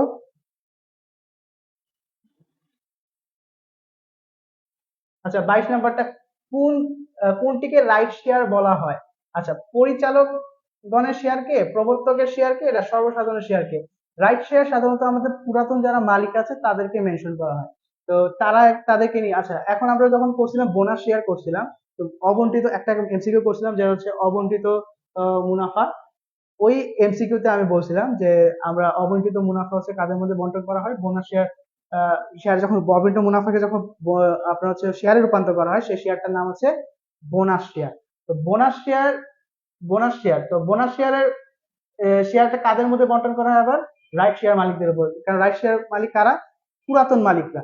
পুরাতন মালিকদের কি হচ্ছে আমরা বোনাস শেয়ার গুলো দিয়ে থাকি, ওইটাকে রিলেট করে আমি হচ্ছে এটাকে বলছিলাম। তো রাইট শেয়ার এক কথায় মাথায় রাখবা, সেটা হচ্ছে পুরাতন শেয়ার মালিক যারা থাকে তাদেরকে হচ্ছে রাইট শেয়ার বলে ইন্ডিকেট করে থাকে। আর এত কিছু ভেজাল নাই তোমার। সর্বসাধারণ এটা কোনোদিন কোনো লাইনেই দেখো না, এটা জাস্ট একটা দিয়ে দিছে আন্ডার। আচ্ছা, পরিচালকগণের শেয়ার। পরিচালকগণের, কোম্পানিতে বিভিন্ন ডিরেক্টর থাকে, তাদের কিন্তু একটা যোগ্যতা সমূহ শেয়ার কিনে রাখতে হয়, ওই শেয়ারটাকে বলা হচ্ছে পরিচালকের শেয়ার। আর প্রবর্তক শেয়ার কারা, কোম্পানি এমনি যারা বড় বড় যারা পদে থাকে সেটা হচ্ছে প্রবর্তক শেয়ার বলে থাকে। আর সর্বসাধারণ শেয়ার হচ্ছে এমনি দিয়ে রাখছে, সর্বসাধারণ শেয়ার শেয়ার তো না, হবেই না অবশ্যই, এটা এটা তো হবেই না, এটা এমনি বোঝা যাচ্ছে হবেই না। তো পরিচালকের শেয়ার কারা, যারা হচ্ছে প্রতিষ্ঠানে পরিচালনা সংক্রান্ত কাজে যুক্ত থাকে এবং হচ্ছে তোমার হচ্ছে পরিচালনা করে থাকে, কিন্তু এটাকে যোগ্যতা সূচক শেয়ার, পরিচালকের শেয়ারকে আরেকটা নাম রাখা হয় যোগ্যতা সূচক শেয়ার। যোগ্যতা যোগ্যতা সূচক শেয়ার, পরিচালক শেয়ারকে আরেকটা নাম বলে, সেটা হচ্ছে যোগ্যতা সূচক শেয়ার। ওকে, তো আমাদের এখানে কত আসছে দেখা যায় পেব্যাক পিরিয়ডে। তো এসে আমার এখানে আসছে হচ্ছে 2.6, 2.6 হচ্ছে ক আসছে, ক্লিন করে তাহলে হচ্ছে বোঝা যাবে। 2.6, 2.6, 2.6 বছর হচ্ছে আমার পে ব্যাক সময় আসছে। আচ্ছা, 2.6 যেটা আসছে, এখন যদি তোমাকে আরেকটা প্রকল্প, আরেকটা পে ব্যাক পিরিয়ড দেওয়া থাকতো, যদি তুমি সিকিউতে যখন করবা, তখন হচ্ছে আরেকটা মনে করো 2.6 আসছে, আরেকটা আসছে হচ্ছে 3 আসছে। 2.6 বছর, আরেকটা হচ্ছে 3 বছর। এখন তুমি, এখন তোমাকে সিদ্ধান্ত দিতে বলছে কোনটা, কোনটা তোমার কোন প্রকল্পটি তোমার গ্রহণযোগ্য। তো তুমি অবশ্যই যেটা কম সময়ে টাকা পেব্যাক পিরিয়ডে, এক কথা যদি জানতে চাও হচ্ছে কত সময়ে তোমার টাকাটা ফেরত আসবে, বিনিয়োগকৃত টাকাটা ফেরত আসবে, সেই সময়টা নির্ধারণ করে দেওয়া হচ্ছে পেব্যাক সময়। তো যত কম সময় টাকা আসে তত তো আমাদের জন্য ভালো। তো যেটা সবচেয়ে কম সেটা হবে আমাদের উত্তর। যখন তোমাকে সিকিউতে এইসব কোশ্চেন আসবে, দুটা কোম্পানির কথা পেব্যাক পিরিয়ড নির্ণয় করতে বলবে, এবং যেটা সবচেয়ে কম বছর, কত কম সময় লাগে, সেটা হচ্ছে আমরা নির্ধারণ করবো, যথার্থ দিব, গ্রহণযোগ্যতা দিব। 3 বছরটা কখনোই হবে না, যেটা, এটা জাস্ট একটা উদাহরণ হিসেবে বললাম, কখনোই হবে না। যখন হচ্ছে এরকম দুইটা থাকবে, যেটা সবচেয়ে কম সেটাই হবে, যে বেশিটা হবে না। আচ্ছা, দ্রব্য বিনিময় প্রথা অসুবিধা, দ্রব্য বিনিময় প্রথা অসুবিধা দূর করে কোনটি, দ্রব্য বিনিময় প্রথা অসুবিধা দূর করে কোনটি, কোনটি অসুবিধা দূর করে দ্রব্য বিনিময় প্রথা, কমেন্ট করো কোনটি অসুবিধা দূর করে, কোনটি, কোনটি হচ্ছে দ্রব্য বিনিময় অসুবিধা দূর করে, 24 কোন দ্রব্য বিনিময় অসুবিধা দূর করে কোনটি, ব্যাংক, চেক নাকি মুদ্রা, ব্যাংক, চেক নাকি মুদ্রা, ব্যাংক, চেক নাকি মুদ্রা, দ্রব্য বিনিময় প্রথার অসুবিধা দূর করে কোনটি। ব্যাংক তো আমরা হচ্ছে আর্থিক লেনদেনের কাজে বের করে থাকি। ওকে, ওকে, আর্থিক লেনদেনের কাজে করে থাকি। আচ্ছা, এখানে তো দ্রব্য বিনিময় করার ক্ষেত্রে আজকাল বের হয়। আচ্ছা, পণ্য দ্রব্য বিনিময়কেই তো আমরা সাধারণত পণ্য হিসেবে গ্রহণ করে থাকি। আচ্ছা, চেক, চেক তো চেকের মাধ্যমে তো আমরা টাকা উত্তোলন, জমাদান ইত্যাদি করে থাকি। আচ্ছা, মুদ্রার বিনিময়ে কিন্তু আমরা দ্রব্য বিনিময় করে থাকি। আমাদের প্রাচীনকালে আমরা দ্রব্য বিনিময় প্রথা যখন ছিল প্রাচীনকালে, তো তখন হচ্ছে আমরা মুদ্রার বিনিময়ে হচ্ছে দ্রব্য বিনিময় করে থাকতাম। আর তাছাড়া এর আগে মুদ্রা যখন আবিষ্কার হয়নি, তখন আমরা কিভাবে দ্রব্য বিনিময় করতাম, এই এই কোশ্চেনটা কিন্তু তোমাদের অষ্টম অধ্যায় থেকে আসছে। অষ্টম অধ্যায়ের সেকেন্ড পৃষ্ঠায় মনে হয় এই প্রথমে এটা বা দ্রব্য বিনিময় প্রথার অসুবিধা দূর করা হচ্ছে মুদ্রা, এটা বইয়ে ডাইরেক্টলি দেখা আছে, একদম বই থেকে ডাইরেক্টলি তুলে দিছে। জাস্ট হচ্ছে উত্তরটা তোমাকে অ্যান্সার করতে হবে। তো এটা এটা হচ্ছে আমাদের মুদ্রা হবে, এটা হচ্ছে দ্রব্য বিনিময় প্রথা দূর করে। এর আগে আমাদের তাহলে হচ্ছে প্রাচীনকালে যখন মুদ্রা ছিল না, তখন কি দিয়ে আমরা বিনিময় করতাম, শামুক, পাথর ইত্যাদি হচ্ছে আমরা বিনিময় করে থাকতাম। ওকে, নিচে কোনটি মালিকানা ভিত্তিক শ্রেণীকরণ, মালিকানা ভিত্তিক ব্যাংক, এই যে আমাদের হচ্ছে বাণিজ্যিক ব্যাংকের শ্রেণী বিভাগ থেকে চলে আসছে। তো নিচে কোন ব্যাংকটি মালিকানা ভিত্তিক শ্রেণীকরণ, মহিলা ব্যাংক, ভোক্তা ব্যাংক, শাখা ব্যাংক, সমবায় ব্যাংক। এই মালিকানা ভিত্তিক ব্যাংক শ্রেণী বিভাগগুলো অনেকেই মিস করো, অনেকেই পড়ো না, অনেকেই হচ্ছে জাস্ট একবার চোখ বুলায় যাও, দেখো না, কিন্তু দেখো শ্রেণী বিভাগ থেকে কিন্তু একটা কোশ্চেন চলে আসছে। শ্রেণী বিভাগগুলো যদি না পড়ো, একবার রিডিং না পড়ো, কখনোই মনে থাকবে না। অবশ্যই পরীক্ষা হলে যাওয়ার আগে অবশ্যই এগুলোকে ভালো করে হচ্ছে দেখে যাবা আর পড়ে যাবা। তো মালিকানা ভিত্তিক শ্রেণীকরণ কোডটি পঁচিশের হচ্ছে জারিন বলেছেন ডি, 24-এর ডি। ওকে, 24-এর ডি তোমার হয়েছে, সাবাস। ওকে, 25-এর ডি বল, সমবায় ব্যাংক। আমাদের হচ্ছে সমবায় ব্যাংক, আনসার সঠিক হয়েছে, সমবায় ব্যাংক। আচ্ছা, এবার আসেন, আমাদের হচ্ছে মিস্টার জাকির জননী ব্যাংকে প্রতি মাসে টাকা জমা দেন এবং প্রয়োজনে টাকা উত্তোলন করেন, ব্যাংক চাহিদা মতো টাকা প্রদান করেন। ওকে, হিসাব খোলার পর জাকির ও জননী ব্যাংকের মধ্যে সম্পর্ক সৃষ্টি হয়েছে কেমন? মক্কেল ব্যাংক, উপদেষ্টা, পরামর্শদাতা, প্রতিনিধি বা সেবা গ্রহণকারী, নাকি ডেটর ক্রেডিটর? গুরুত্বপূর্ণ কোশ্চেন, এটা অনেক গুরুত্বপূর্ণ কোশ্চেন। এটা আইডেন্টিফাই করতে পারা মানে তুমি ডিপলি পড়ছো, বইটাকে অনেক ডিপলি পড়ছো। এটা সহজে অ্যান্সার করা যায় না, ডিপ কোশ্চেন কিন্তু। মিস্টার জাকির জননী ব্যাংকে প্রতি মাসে টাকা জমা দেন এবং প্রয়োজনে টাকা উত্তোলন করেন, ব্যাংকে চাই মতো টাকা প্রদান করেন। তিনি টাকা প্রতি মাসে কিন্তু জমা দেন এবং টাকা উত্তোলন করেন, আবার চাই মতো প্রদানও করে থাকেন। হিসাব খোলার পর জাকির জননী আপনার জননীর সাথে সম্পর্ক সৃষ্টি হয়, কোন ধরনের সম্পর্ক সৃষ্টি হয়? মক্কেল ব্যাংক, উপদেষ্টা পরামর্শদাতা উপদেষ্টা পরামর্শদাতা নাকি প্রতিনিধি সেবক, নাকি ডেটর ক্রেডিটর? আমরা জানি যখন আমরা ব্যাংক অ্যাকাউন্ট খুলি, তো ব্যাংকে যখন টাকা জমা দিই, তখন আমাদের ব্যাংকে একটা signature, your account has been credited. আবার টাকা যদি উত্তোলন করি, তখন টাকা কি হয়? তো account has been debited. So আমাদের হিসাব খোলার সাথে সাথে আমাদের ব্যাংকের সাথে ডেবিট এন্ড ক্রেডিটরের সম্পর্ক সৃষ্টি করে টাকা জমা দেওয়া, কারণ এখানে কি বলছে? প্রতি মাসে তারা টাকা জমা দেন, টাকা উত্তোলন করে, কোনো ধরনের পরামর্শ দেন না, কোনো ধরনের সহযোগিতা করে, কোনো ঋণ টিন কিছুই নেন না, খালি জমা দেন আর উত্তোলন করেন। এই যে ডেটর ক্রেডিটর সম্পর্ক। ব্যাংক মিস্টার জাকিরকে চাহিদা মতো অর্থ উত্তোলন করে সহায়তা দান করে। চাহিদা মতো সহায়তা করে কেন? আচ্ছা, ব্যাংক কেন হচ্ছে জাকিরকে চাহিদা মতো অর্থ উত্তোলনে সহায়তা করে? কেন? মক্কেল ব্যাংক কেন দিলাম? মক্কেল ব্যাংক তো না, মক্কেল ব্যাংক নামে কি কোনো ব্যাংক আছে নাকি? এটা তো একটা তোমাকে ফাঁদে ফেলানোর একটা টেনশন করে দিচ্ছি, ফাঁদে ফেলছে তোমাকে। উপদেষ্টা ও পরামর্শদাতা, উপদেষ্টা পরামর্শদাতা ও ব্যাংকে গ্রাহকের কাছ থেকে ব্যাংক কখনো পরামর্শ নেয়? কখনো পরামর্শ নেয় না। প্রতিনিধি সেবা গ্রহণকারী, প্রতিনিধি প্রতিনিধি কারা? যে তোমার পক্ষে যারা কাজ করে থাকে। ব্যাংক একটা, এটা সত্য যে ব্যাংক প্রতিনিধি হিসেবে আমাদের কাজ করে থাকে এবং সেবা প্রদান করে থাকে, কিন্তু আমাকে প্রশ্নের দিকেও তাকাতে হবে। কেন বললাম যে এটা একটু ক্রিটিক্যাল, এবং হচ্ছে তোমাকে অনেক ডিপলি পড়লে তুমি এটা পারবা, তাছাড়া কিন্তু পারবা না। ডাইরেক্টলি বলে দিছে তোমাকে, ব্যাংকে প্রতি মাসে টাকা জমা দেন এবং উত্তোলন করে, আর কোনো কাজ করে না, জমা দেন এবং উত্তোলন করেন, এবং পরের পয়েন্টে বলেছে চায়ের মতো টাকা প্রদান করে, যেটা আমাদের পরবর্তী এমসিকিউতে আছে। যখন জমা উত্তোলনের কাজ করে, তখন ডেটর ক্রেডিটরের সম্পর্ক থাকবে, অন্য কোনো সম্পর্ক না। ওকে, তো এটা যদি হয়ে থাকে, তাহলে মিস্টার ব্যাংক জাকির চাহিদা মতো অর্থ উত্তোলনে সহায়তা করে কেন? দাতা গ্রহীতা সম্পর্কের কারণে, চুক্তিবদ্ধ সম্পর্কের কারণে, গ্রাহকের ওসির কারণে, নাকি ডেটর সম্পর্কের কারণে? কিসের কারণে করে থাকে? কিসের কারণে? 27, ব্যাংক মিস্টার জাকিরকে চাহিদা মতো অর্থ উত্তোলনে সহায়তা করে কেন? সহায়তা করে কেন? আমরা জানি যে ব্যাংকের সাথে আমরা যখন ব্যাংকে একটা হিসাব খুলি, তখন হচ্ছে ব্যাংকের সাথে আমাদের একটা পেপারস দেয়, যার নাম হচ্ছে KYC, know your customer. KYC, KYC একটা ফর্ম দেয়, সে ফর্মের ফুল ফর্ম হচ্ছে নো ইওর কাস্টমার। ওইখানে আমাদের কিছু শর্তাবলী লেখা থাকে, এবং ব্যাংকে আমাদের পক্ষ থেকে কিছু শর্ত দেওয়া থাকে, আমরা যেখানে সাইন করি, ব্যাংক ওইখানে শর্ত সাইন করা থাকে। তো এখানে কি শর্ত থাকে? আমাদের সাথে কিন্তু ব্যাংকের তখন একটা চুক্তিবদ্ধ সম্পর্ক থাকে। ব্যাংক নির্দিষ্ট হিসাব ভিত্তিকে, ব্যাংকে তো বিভিন্ন ধরনের অ্যাকাউন্ট খোলা যায়, অ্যাকাউন্টের ভিত্তিতে ব্যাংক একটা শর্ত দিয়ে থাকে, সেই শর্ত যেহেতু আমরা সাইন করি, ওইটাকে বলে চুক্তিবদ্ধ সম্পর্কের কারণে।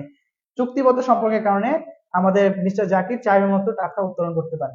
আচ্ছা, চাইবে মতো টাকা উত্তোলন করতে কোন কোন হিসাবে?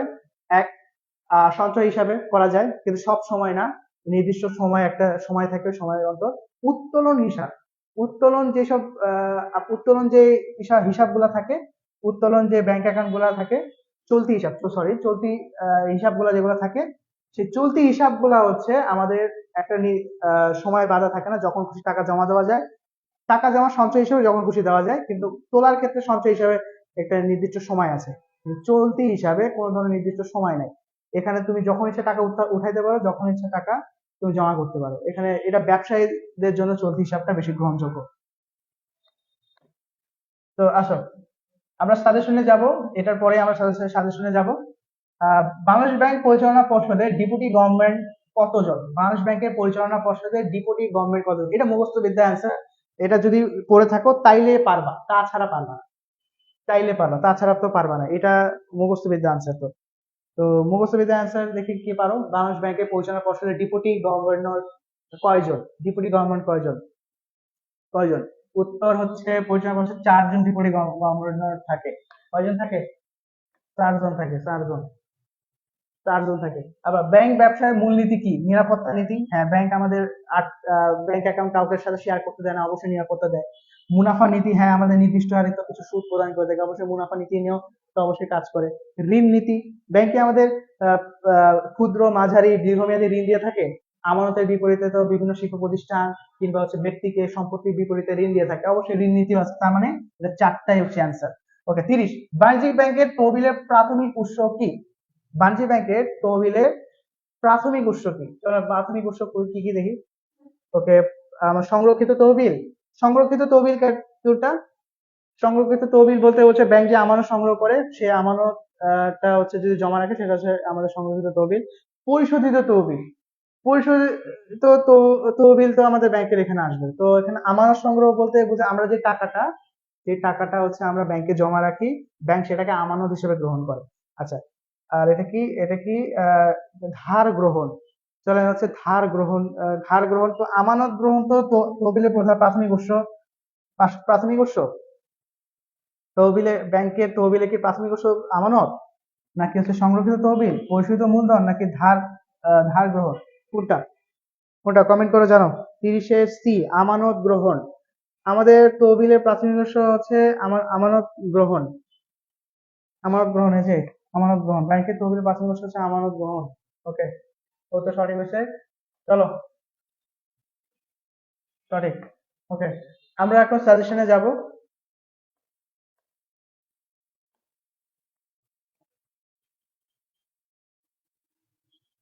আমরা হচ্ছে এখন হচ্ছে সাজেশনে যাব।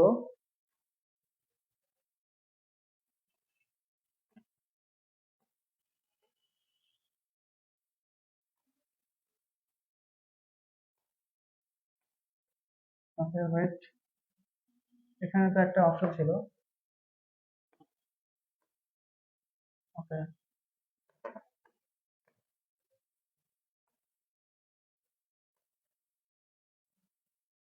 ওকে, এখান থেকে তো কাটা যাবে না বলছিল স্যার। এখান থেকে তো মনে হয় না। হুম, এখানে ফাইল, এখানে না।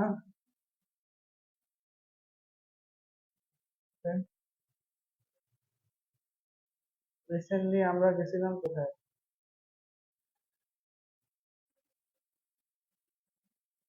এখানে তো না।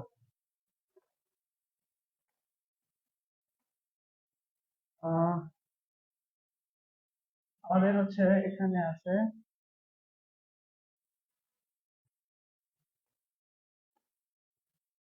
MCQ PDF.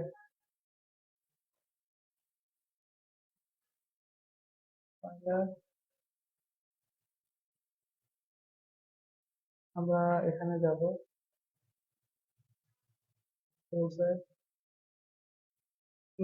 না এখানে তো না। সাজেশনস কোথায়?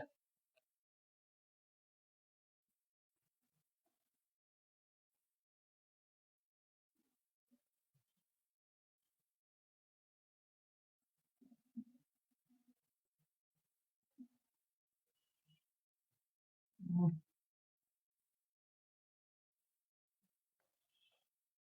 আরে,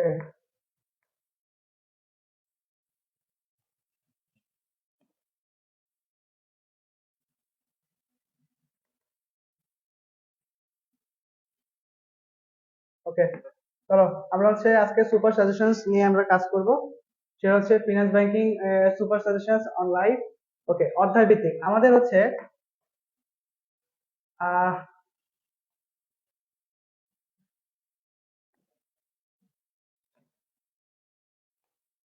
ওকে,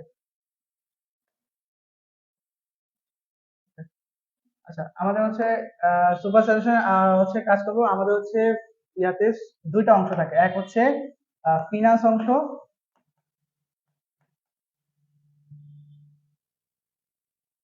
একটা হচ্ছে ফিনান্স অংশ, আর একটা হচ্ছে তোমার ব্যাংকিং অংশ।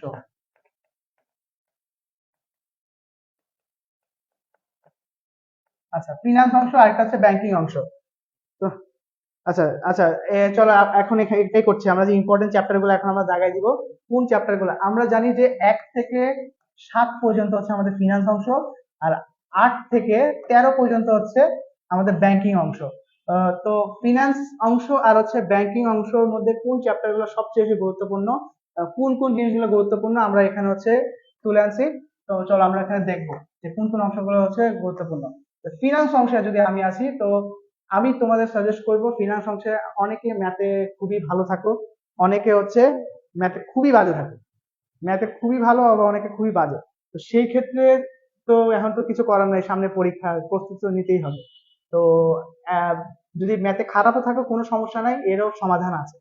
আমরা চেষ্টা করব যে যখন ফিনান্স যে অংশটা আছে সেখানে যারা একেবারেই বাজে, ম্যাথে একেবারে বাজে, আমি বলবো সপ্তম অধ্যায়টা বাদ দাও। সপ্তম অধ্যায় নিয়ে এত বেশি কাড়াকাড়ি করা দরকার নেই, কারণ সপ্তম অধ্যায় অনেকের কাছে কঠিন লাগে। তো এই অংশটা বাদ দাও, সপ্তম অধ্যায়টা বাদ দিয়ে দাও। তো প্রথম যে কাজটা বলবো সেটা হচ্ছে তোমাদের প্রথম অধ্যায় নিয়ে কাজ করো। প্রথম অধ্যায় নিয়ে হচ্ছে প্রথম যারা হচ্ছে ম্যাথে একেবারে দুর্বল তাদের জন্য হচ্ছে প্রথম অধ্যায়, তাদের হচ্ছে প্রথম অধ্যায়, যারা ম্যাথে একেবারে দুর্বল তাদের জন্য প্রথম অধ্যায়, দ্বিতীয় অধ্যায় এবং হচ্ছে তৃতীয় অধ্যায়, এবং হচ্ছে তৃতীয় অধ্যায়, এই তিনটা চ্যাপ্টার একটুকু ছাড়া যাবে না। প্রথম অধ্যায় থেকে একটা ফুল কোশ্চেন হবে, প্রথম অধ্যায় থেকে একটা ফুল কোশ্চেন হবে।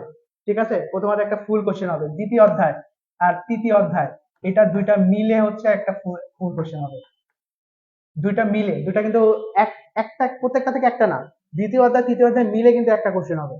আর এক অধ্যায় থেকে ফুল একটা কোশ্চেন হবে। তাহলে তুমি হচ্ছে যারা একেবারে ফিনান্স অংশে ম্যাথে দুর্বল তারা কিন্তু প্রথম অধ্যায় থিওরিক্যাল চ্যাপ্টার, তো এটা থিওরি থেকে তুমি অ্যান্সার দিতে পারছো, তুমি হচ্ছে ম্যাথে আর ধরা লাগতেছে না।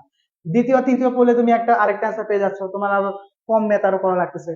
তো তখন তুমি আবার ঝুঁকি ম্যাথটা করে, ঝুঁকি ম্যাথটা হচ্ছে সবচেয়ে সোজা, তখন ঝুঁকি ম্যাথটা তুমি করে ফেললা। তো ঝুঁকির ম্যাথটা হচ্ছে তুমি হচ্ছে করে ফেললা। তো প্রথম অধ্যায়ে আমাদের কি কি পড়বো, প্রথম অধ্যায়ের মধ্যে সর্বপ্রথম পড়বা হচ্ছে অর্থায়নের ধারণাটা পড়বা, অর্থায়নের ধারণাটা পড়বা, অর্থায়নের ক্রমধারাটা পড়বা, অর্থায়নের শ্রেণী বিভাগ যেটা আছে এটা অত্যন্ত গুরুত্বপূর্ণ। শ্রেণী বিভাগের মধ্যে কি কি আছে, পারিবারিক অর্থায়ন আছে, পারিবারিক অর্থায়ন, তারপর সরকারি অর্থায়ন, আন্তর্জাতিক অর্থায়ন, ব্যবসায় অর্থায়ন, তারপর হচ্ছে ব্যবসা প্রতিষ্ঠান অর্থায়ন, ব্যবসায় অর্থায়ন। পারিবারিক অর্থায়নটা কি, ব্যক্তিগত, যদি তুমি ব্যক্তিগত পরিবারের ব্যক্তিগত অর্থায়ন নিয়ে যদি কথা বলে পরিবারের, তখন সেটা পারিবারিক হয়। সরকারি অর্থায়নটা কি, সরকার কোন খাতে বিনিয়োগ করবে, কি পরিমাণ ব্যয় হবে, সেই যেই তহবিল সংক্রান্ত বিষয় নিয়ে যেখানে আলোচনা করে সেটা হচ্ছে সরকারি অর্থায়ন। আন্তর্জাতিক অর্থায়নটা কোনটা, আমদানি রপ্তানি বিষয় নিয়ে যেখানে কথা বলা হয় সেটা হচ্ছে আন্তর্জাতিক অর্থায়ন। ব্যবসা প্রতিষ্ঠানের অর্থায়ন, একটা ব্যবসা প্রতিষ্ঠান কিভাবে বিনিয়োগ করবে এবং হচ্ছে কি কাজ করবে, কোথায় বিনিয়োগ করা সবচেয়ে উত্তম, সেই বিষয়ে কথা বলা হচ্ছে ব্যবসায় অর্থায়ন। আচ্ছা, ব্যবসা অর্থায়নে কিছু নীতি আছে, এই ব্যবসা অর্থায়ন তো গুরুত্বপূর্ণ, প্লাস এখানে আবার আলাদা একটা তোমাদের ইয়া আছে, চ্যাপ্টারের মধ্যে হচ্ছে পার্ট আছে যেখানে হচ্ছে ব্যবসায় অর্থায়নের প্রত্যেকটা নীতি আছে। 3টা নীতি আছে, তারল্য বনাম মুনাফা নীতি, উপযুক্ততার নীতি, ব্যবসায় বৈচিত্র্য ঝুঁকি নীতি। তারল্য বনাম মুনাফা নীতি কোনটা, যেই নীতিটা তোমার তারল্য বনাম মুনাফা নীতি ওই নীতিকে বোঝাচ্ছে যে একটা প্রতিষ্ঠানে তুমি কত টাকা বিনিয়োগ করবা আর কত টাকা নগদ টাকা তুমি হাতে ক্যাশে রেখে দিবা, সেটা যে পরিমাণ নির্ধারণ করাটা, সেটা হচ্ছে তারল্য বনাম মুনাফা নীতি। আচ্ছা, এখন কি যায় আসে, আমি যদি পুরো টাকাটা বিনিয়োগ করে দিই আমার তো সমস্যা নাই, আবার পুরো টাকাটা রেখে দিলেও তো আবার সমস্যা। এখন এটা একটা ঝামেলা। মনে করো একটা ব্যবসা প্রতিষ্ঠানে 1 লাখ টাকা হচ্ছে তার হচ্ছে কাছে আছে, তার কাছে এখন 1 লাখ টাকা সে যদি ইনভেস্ট করে দেয়, তাহলে কিন্তু তার জন্য এটা কোনো খারাপ দিক। কেন? কারণ হচ্ছে ওর তো শুধু 1 লাখ টাকা ইনভেস্ট না, আর তো অনেকগুলো খরচ আছে, কিংবা হচ্ছে অন্যান্য ব্যয় নির্ধারণ করতে হবে, বা অন্য কোথাও বিনিয়োগ করার মতো পরবর্তী সুযোগ আসতেও পারে। তো প্রতিষ্ঠানে কি পরিমাণ অর্থ ব্যাংক তোমার হচ্ছে ক্যাশে থাকবে, তোমার হাতে নগদে অর্থ থাকবে, আর কি পরিমাণ টাকা তুমি বিনিয়োগ করবা, এইটা যে সিমিলারিটি মেনটেন করে যদি মেনটেন করা যে নীতিটা, সেটাকে বলা হচ্ছে টার্নওভার বলে মুনাফা নীতি। মানে কি পরিমাণ টাকা তুমি আগে নগদে ক্যাশে রাখবা, আর কি পরিমাণ টাকা তুমি হচ্ছে বিনিয়োগ করবা, বিনিয়োগ করে মুনাফা বেশি করবা। যদি এখন বিনিয়োগ বেশি করো, মুনাফা বেশি করবা, মুনাফা বেশি করবা, আবার অন্যদিকে তোমার হাতে টাকা কম থাকবে, যার ফলে তুমি পরবর্তীতে কোনো কার্যকর পরিচালনা করতে পারবে না, এটা কিন্তু খারাপ দিক। আবার যখন তুমি ইয়া যখন তুমি হচ্ছে তারল্য বেশি রাখবা, তখন তোমার মুনাফার পরিমাণ কমে যাবে, ক্যাশে ক্যাশের পরিমাণ বেড়ে যাবে। এটা কিন্তু খারাপ দিক। তা দুই জায়গায় ব্যালেন্স করাটা খুবই গুরুত্বপূর্ণ একটা নীতি। আচ্ছা, উপযুক্ততা নীতি কি? আমরা জানি প্রতিষ্ঠানের দুইটা হচ্ছে ব্যয় হচ্ছে, সেটা হচ্ছে তোমার একটা হচ্ছে তোমার হচ্ছে দীর্ঘমেয়াদী, একটা হচ্ছে তোমার চলতি খরচ, একটা স্থায়ী খরচ। চলতি খরচ যেটা, সেটা প্রতিষ্ঠান পরিচালনা করার কারণে যেসব খরচগুলো মিটে থাকে সেটা চলতি খরচ। স্থায়ী খরচ কোনগুলো? যেগুলো দীর্ঘমেয়াদী খরচ হয়ে থাকে এবং দীর্ঘমেয়াদী উৎস থেকে আমরা টাকা সংগ্রহ করে থাকি। যেরকম ধরো মেশিন ক্রয়, কোম্পানি হচ্ছে মেশিন ক্রয় করবে, তাহলে কোন উৎস থেকে হচ্ছে সে টাকা দিবে? দীর্ঘমেয়াদী উৎস নাকি স্বল্প মেয়াদী উৎস? অবশ্যই যেই সব দীর্ঘমেয়াদী উৎস থেকে সে টাকা নিবে, যাতে হচ্ছে সে সহজে ব্যয়টা নির্বাহ করতে পারে। কারণ একটা মেশিন ক্রয় করতে তো মিনিমাম তো একটা প্রতিষ্ঠানে তো, যদি ছোট প্রতিষ্ঠানই ধরো, 6-7 লাখ টাকা তো তার লাগবে একটা মেশিন কিনতে। তো সেই মেশিনের তো 6-7 লাখ টাকা তো তাকে পরিশোধ করতে হবে। সে যদি স্বল্প মেয়াদী দীর্ঘমেয়াদী না নিয়ে স্বল্প মেয়াদী নীতিটা ফলো করে, তাহলে তো তার 1 বছরের মধ্যে সে টাকা পরিশোধ করতে হবে। 5 লাখ টাকা তো অনেক প্রতিষ্ঠানে 1 লাখ টাকা 1 বছরের মধ্যে পরিশোধের সক্ষমতা নাও থাকতে পারে। তাই দীর্ঘমেয়াদী উৎস থেকে টাকা সংগ্রহ করাটা যুক্তিযুক্ত। চলতি মেয়াদী, তাহলে আহ চলতি ব্যয়টা নির্বাহের জন্য কোথা থেকে সংগ্রহ করা উচিত? স্বল্প মেয়াদী উৎস থেকে হচ্ছে আমাদের চলতি যে খরচটা আছে, স্বল্প মেয়াদী উৎস আছে, যে উৎস থেকে হচ্ছে আমাদের চলতি ব্যয়টা নির্বাহ করা উচিত। স্বল্প মেয়াদী উৎস থেকে কেন? স্বল্প মেয়াদী উৎসগুলো কোনগুলা? কাঁচামাল ক্রয়, তারপর মনে করো হচ্ছে শ্রমিকের বেতন প্রদান, বিদ্যুৎ বিল, কারখানা ভাড়া দেওয়া, এগুলো হচ্ছে আমাদের চলতি, এগুলো 1 বছরের মধ্যে পরিশোধযোগ্য, এই জন্য এটাকে বলা হচ্ছে চলতি ব্যয় নির্বাহের জন্য উপযুক্ত। এই জন্য এই উপযুক্ত নীতি হচ্ছে স্বল্প মেয়াদী এবং দীর্ঘমেয়াদী, স্বল্প মেয়াদী এবং দীর্ঘমেয়াদী কোন উৎসে তুমি বিনিয়োগ করবা, সেটা হচ্ছে এটা। ওকে, এটা গেল হচ্ছে আমাদের এখানে। তারপর হচ্ছে এই অধ্যায়টা আসো, আর্থিক ব্যবস্থার কাজ হলে আয় সিদ্ধান্ত, তারপর হচ্ছে আয় সিদ্ধান্ত, তারপর হচ্ছে ব্যয় সিদ্ধান্ত, এগুলো হচ্ছে নিয়ে কাজ করব আমরা। তারপর আচ্ছা, দ্বিতীয় অধ্যায় আমরা কি কি পড়বো? দ্বিতীয় অধ্যায়ে আমরা পড়বো হচ্ছে অর্থায়নের উৎস, ছক। অর্থায়নের উৎস যে ছকটা আছে, ওই ছকে দেখবো অবন্টিত মুনাফা সঞ্চিত তহবিল, তহবিল হবে। তারপর হচ্ছে স্বল্প মেয়াদী অর্থায়নের উৎস, প্রাপ্য বিল বাট্টাকরণ। স্বল্প মেয়াদী উৎস কি কি আছে? প্রাপ্য বিল বাট্টাকরণ, ব্যাংক জমা অতিরিক্ত উত্তোলন, অনেকগুলো আছে, ওইখান থেকে একদম অনেক শর্ট করে দিয়েছে। স্বল্প মেয়াদী অর্থায়নের অপ্রাতিষ্ঠানিক উৎসগুলো কি কি? বাণিজ্যিক পত্র। আচ্ছা, বাণিজ্যিক পত্র, এই যে প্রত্যেকটার কিন্তু ব্যাখ্যা, প্রত্যেকটা হচ্ছে ব্যাখ্যা তোমাকে হচ্ছে মুখস্থ করতে হবে। তো ব্যাখ্যা করো। ব্যাংক জমা অতিরিক্ত উত্তোলন, এগুলা প্রাপ্য বিল বাট্টাকরণ। ব্যাংক জমা উত্তোলন কোনটা? কে বলতে পারবা? ব্যাংক জমা উত্তোলন হচ্ছে ব্যাংকে যে পরিমাণ টাকা আমার আছে, তার অতিরিক্ত টাকা যদি আমি উত্তোলন করি, সেটা হচ্ছে ব্যাংক জমা উত্তোলন। আচ্ছা, প্রাপ্য বিল বাট্টাকরণ, আমার দেনাদারের কাছ থেকে যে টাকাটা হচ্ছে আমি পাবো, সেই তার পাওয়ার ক্ষেত্রে সেটা যদি আমার একটু কম টাকায় পাই, সেটা হচ্ছে আমার প্রাপ্য বাট্টাকরণ। কিছু টাকা কমে যদি পাই, এটা কিন্তু স্বল্প মেয়াদী অর্থায়নের উৎস। আচ্ছা, স্বল্প মেয়াদী একটা ছিল প্রাতিষ্ঠানিক উৎস, আর একটা ছিল অপ্রাতিষ্ঠানিক উৎস। আচ্ছা, অপ্রাতিষ্ঠানিক উৎসের মধ্যে বাণিজ্যিক পত্র, আবার বহিস্থ অর্থায়নে দীর্ঘমেয়াদী উৎসও কিন্তু আছে। বহিস্থ মানে কি বোঝাচ্ছে? তা বাইরে, ভিতর, অভ্যন্তরীণ মানে ভিতরে, বহিস্থ অর্থায়ন মানে বাইরে। বাইরে আমরা কিভাবে দীর্ঘমেয়াদী অর্থায়ন সংগ্রহ করতে পারি, এগুলো হচ্ছে আমাদের আছে। লিজিং, ঋণপত্র, লিজিং, তহবিলের বিভিন্ন অংশ, ঝুঁকি। আচ্ছা, শেয়ার। তাহলে আমি কি বারবার বলতেছি, যারা হচ্ছে একেবারে ম্যাথে দুর্বল, তোমরা হচ্ছে ম্যাথে একদম পারোই না, ম্যাথে অবস্থা খুবই খারাপ, তারা ফিনান্স যেটা অংশ আছে, সেখানে আহ, প্রথম 1 থেকে 3 অধ্যায়টা ভালো করে পড়ো। এতে কি ফলাফল হবে? তোমার হচ্ছে ম্যাথে থিওরিটিক্যাল বেস তুমি বেশি হয়ে গেলা, তুমি যদি ম্যাথ ভালো পারো, আলহামদুলিল্লাহ, অবশ্যই তোমার জন্য এখানে চতুর্থ অধ্যায় আছে, অবশ্যই। তারপর তোমার জন্য ষষ্ঠ অধ্যায় আছে, যারা ম্যাথ ভালো পারো চতুর্থ ষষ্ঠ অধ্যায় দিয়ে তুমি কিন্তু বাজিমাত করে ফেলতে পারবে। তারপর তোমার কাছে তোমার কাছে আছে হচ্ছে পঞ্চম অধ্যায় আছে, পঞ্চম অধ্যায় ঝুঁকি যেটা ওইটা আছে,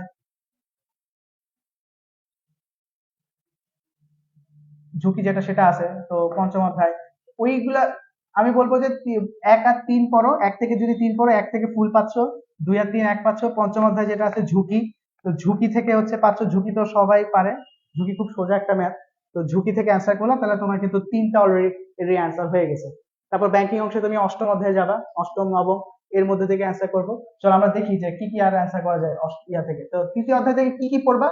তৃতীয় অধ্যায় থেকে বেশি কিছু পড়া দরকার নেই, এত কিছু প্রেশার নেওয়া দরকার নাই। প্রথমত তৃতীয় অধ্যায় থেকে তোমরা শেয়ারের শ্রেণী বিভাগ গুলো দেখবা, সাধারণ শেয়ার কি, অগ্রাধিকার শেয়ার কি, বিলম্বিত শেয়ার কোনটা, রাইট শেয়ার কোনটা, বোনাস শেয়ার কোনটা। এগুলো কিন্তু শুধুমাত্র পড়বা তা না, এমসিকিউ জন্য খুবই গুরুত্বপূর্ণ। একটু আগে তোমরা দেখেছো এমসিকিউ তে এসেছে। তো সাধারণ শেয়ার গুলো কোনগুলো, যেগুলো হচ্ছে তোমার নির্দিষ্ট অগ্রাধিকার শেয়ার আর সাধারণ শেয়ারের মধ্যে পার্থক্য কিন্তু হতে আসে। এটা কিন্তু খুবই গুরুত্বপূর্ণ যে পার্থক্য আইডেন্টিফাই করাটা কিন্তু খুবই গুরুত্বপূর্ণ, যে কোনটা কোন ধরনের শেয়ার। সাধারণ শেয়ারে কিন্তু তোমার নির্দিষ্ট হারে লভ্যাংশ প্রদান করা হয় না, অগ্রাধিকার শেয়ারে কিন্তু নির্দিষ্ট হারে লভ্যাংশ প্রদান করা হয়। সাধারণ শেয়ারে যখন তোমার কোম্পানি বিলোপ সাধন ঘটে, তখন কিন্তু একটা নির্দিষ্ট সময় কিন্তু সাধারণ শেয়ার কিন্তু আগে পরিশোধ করা হয় না। অগ্রাধিকার শেয়ারের টাকা পরিশোধ করার পর তারপর সাধারণ শেয়ারের টাকা কিন্তু পরিশোধ করা হয়। এই যে কমন জিনিসগুলা, এইগুলা কিন্তু তোমাকে মনে রাখতে হবে। বন্ড বন্ড বন্ড হচ্ছে কি, এখানে আমি লিখে দিয়েছি যদিও তোমার সহজের জন্য। যে দলিল বা চুক্তিপত্রের মাধ্যমে কোম্পানি বিনিয়োগকারী হতে আহ, হতে মূলধন সংস্থান করে, সেটিকে হচ্ছে বন্ড। হতে থেকে থেকে বা ওটা এক্সট্রা চলে আসছে, এটা আর কিছু না, এক্সট্রা চলে আসছে। যে দলিল বা চুক্তিপত্রের মাধ্যমে কোম্পানি বা বিনিয়োগকারী থেকে যে মূলধন সংস্থান করে, সেটিকে বলা হচ্ছে বন্ড। বন্ডের কিছু বৈশিষ্ট্য আছে, বৈশিষ্ট্য সুবিধা অসুবিধা ওগুলো কিন্তু বই আছে, ডিবেঞ্চার, এগুলো সুবিধা অসুবিধাগুলো ঠিক মতো দেখবা। শেয়ারের বিনিয়োগের পদ্ধতি, আচ্ছা শেয়ার বিনিয়োগ পদ্ধতি আইপিও, ইনিশিয়াল পাবলিক অফারিং, এটা কিন্তু কতে আসে, এমসিকিউ তেও আসে, এই বানানটা আসে ইনিশিয়াল পাবলিক অফারিং। এটা কিন্তু বানানটাও কিন্তু অনেক আসে। ইনিশিয়াল হচ্ছে পাবলিক অফারিং, নগদ লভ্যাংশ, স্টক লভ্যাংশ, এগুলো হচ্ছে কিন্তু আসে। নগদ লভ্যাংশ কারা? নগদ লভ্যাংশ, স্টক লভ্যাংশ। তারপর হচ্ছে তোমার চতুর্থ অধ্যায়ে আসো। চতুর্থ অধ্যায়ে কিন্তু তোমাদের সূত্রগুলো খুবই গুরুত্বপূর্ণ। চতুর্থ অধ্যায়ের সূত্র, যারা ম্যাথ করবা তাদের জন্য সূত্রগুলো কিন্তু আমি এখানে সাজাই দিছি। সূত্রগুলো খুবই গুরুত্বপূর্ণ, যেরকম হচ্ছে তোমার বর্তমান মূল্য সূত্র, ভবিষ্যৎ মূল্যের সূত্র, কোন চক্রবৃদ্ধির সূত্র কেমনে বুঝবো কখন চক্রবৃদ্ধি বসবে, যখন তোমার ষম্মাসিক, অর্ধবার্ষিক, অর্ধবার্ষিক, সাপ্তাহিক এগুলো কথা উল্লেখ থাকবে, তখনই তুমি বুঝবা যে তোমাকে হচ্ছে ভবিষ্যৎ মূল্য বা হচ্ছে বর্তমান মূল্য কাজ করতে হবে, ভবিষ্যৎ মূল্য যে চক্রবৃদ্ধির কাজ করতে হবে। এবং কিভাবে বুঝবা বর্তমান মূল্য নাকি ভবিষ্যৎ মূল্য? প্রশ্নের দিকে তাকাবা, প্রশ্নে দেখবা যে কোন অ্যামাউন্টটা দেওয়া আছে। যদি বলে 5 বছর পর 5 লাখ টাকা বিনিয়োগ করতে চান, তাহলে 5 বছর পর 5 লাখ টাকা, তার মানে কি মূল্যটা যেটা 5 বছর পর, মানে এটা কি ভবিষ্যৎ মূল্যের কথা বলা হয়েছে। যদি বর্তমান মূল্য কেমনে বুঝবা? 5 বছরের জন্য 5 লাখ টাকায় বিনিয়োগ করবেন, 5 বছরের জন্য, এখানে পর কথা কিন্তু বলা নাই। যদি 5 বছরের জন্য বলা হয়, তাহলে ওইটা কিন্তু বর্তমান মূল্য দেওয়া আছে। তাহলে যদি বর্তমান মূল্য দেওয়া থাকে, তাহলে অবশ্যই তোমাকে কাউকে ভবিষ্যৎ মূল্য নির্ণয় করতে বলবে। আর যদি প্রশ্নে ভবিষ্যৎ মূল্যটা দেওয়া থাকে, অবশ্যই তুমি প্রশ্নে বর্তমান মূল্য নির্ণয় করবে, এখানে দ্বিধাদ্বন্দ্বের কিছু নাই। ওকে, এখানে সূত্র ইআর এর সূত্রটা আছে, প্রকৃত সুদের হার নির্ণয়ের সূত্রটা। অনেকে এখানে এন দেয়, অনেকে এই অকাম গুলা করে, যে পরীক্ষা হলে যে এখানে এম দিছে মনে আছে, কিন্তু এখানে যে সবসময় এন দিয়ে করে, যে এই জায়গাটা যে সবসময় এন দিয়ে করে, এখানেও অনেকে ভুল করে কি দিয়ে দেয়, এম দিয়ে দেয়। অনেকে ভুল করে হচ্ছে এন দেয়, এম না দিয়ে এখানে যে এম হবে এই জায়গাটা দিয়ে দেয় হচ্ছে এন। এটা এন কিন্তু হবে না, এখানে হবে হচ্ছে এম হবে। এটা হচ্ছে চক্রবৃদ্ধি সুদের হার হবে। আর 100 দিতে 100% করতে কি সমস্যা জানি না, অনেকে হচ্ছে 100 গুণই করে না। 100 যে এটা পার্সেন্টে প্রকাশ করতে হবে, 100 দিয়ে গুণ করতে হবে, এটা করেই না। তো এই জায়গায় ক্ষুদ্র ক্ষুদ্র বিষয়গুলো কিন্তু মাথায় রাখবা। রুল 72 এটা বেশিরভাগ খতে আসে, এই খতে আসে, যে শর্ত হচ্ছে বিনিয়োগকৃত অর্থ দ্বিগুণ হতে হবে। যখনই বলবে বিনিয়োগকৃত অর্থ কত সময়ে কিংবা হচ্ছে কত সুদের হারে হচ্ছে বৃদ্ধি পায়, তোমার হচ্ছে দ্বিগুণ হবে, এই দ্বিগুণ কথাটা যখনই দেখবা তখনই হচ্ছে সেটা হবে রুল 72। একটা হচ্ছে রুল 72, ঠিক আছে। I is equal to 72/n এর সূত্র। যখন তোমাকে বলবে যে সময় কত সময় দ্বিগুণ হবে, তখন এই সূত্রটা, কত সময় দ্বিগুণ হবে যখন বলবে, তখন হচ্ছে এই সূত্রটা n n 72/i। আর যখন বলে কত সুদের হারে দ্বিগুণ হবে, তখন যে সুদের হার যখন বলবে তো i ডিভাইড বাই 72/n। খুবই সহজ সূত্র, তোমরা অবশ্যই যেটা করেছো, আমাদের নলেজ পয়েন্টে যারা টিচাররা আছে তোমাদেরকে অবশ্যই এটা করিয়েছে, তোমরা সেটা পারো ইনশাল্লাহ। আচ্ছা, পঞ্চম, ঝুঁকি ও অনিশ্চয়তা। এখান থেকে ম্যাথ যেটা আসে, ঝুঁকি অনিশ্চয়তা ম্যাথ যেটা আসে, এখান থেকে থিওরি আসে। তো ফার্স্টে তোমাকে কমনলি যেটা জানতে হবে এই অধ্যায় থেকে, যে প্রকৃত ফলাফল প্রত্যাশিত ফলাফল থেকে ভিন্ন হওয়ার সম্ভাবনাকে ব্যবসায় অর্থায়নের ঝুঁকি বলে। ব্যবসা অর্থায়নের ঝুঁকি কি, শুধু ঝুঁকিটা কি, এটা পার্থক্য কিন্তু আছে। যদি আমাদের ব্যবসায় প্রকৃত ফলাফল প্রত্যাশিত ফলাফল থেকে ভিন্ন হয়, তখন সেই সম্ভাবনাকে বলতেছে ব্যবসায় অর্থায়ন। আচ্ছা, অনিশ্চয়তা কি? অনিশ্চয়তা যে অংশটুকু পরিমাপ করা যায় সেই অংশটাকে বলা হচ্ছে ঝুঁকি। ওকে, ঝুঁকি তাহলে অনিশ্চয়তা যে অংশটুকু পরিমাপ করা যায় সেটা হচ্ছে ঝুঁকি। আর অর্থায়নের ব্যবসা অর্থায়নের ঝুঁকি কোনটা? প্রকৃত ফলাফল থেকে প্রত্যাশিত ফলাফল যদি ভিন্ন হয়। ওকে, এরপর আসেন ঝুঁকির ঝুঁকির উৎস।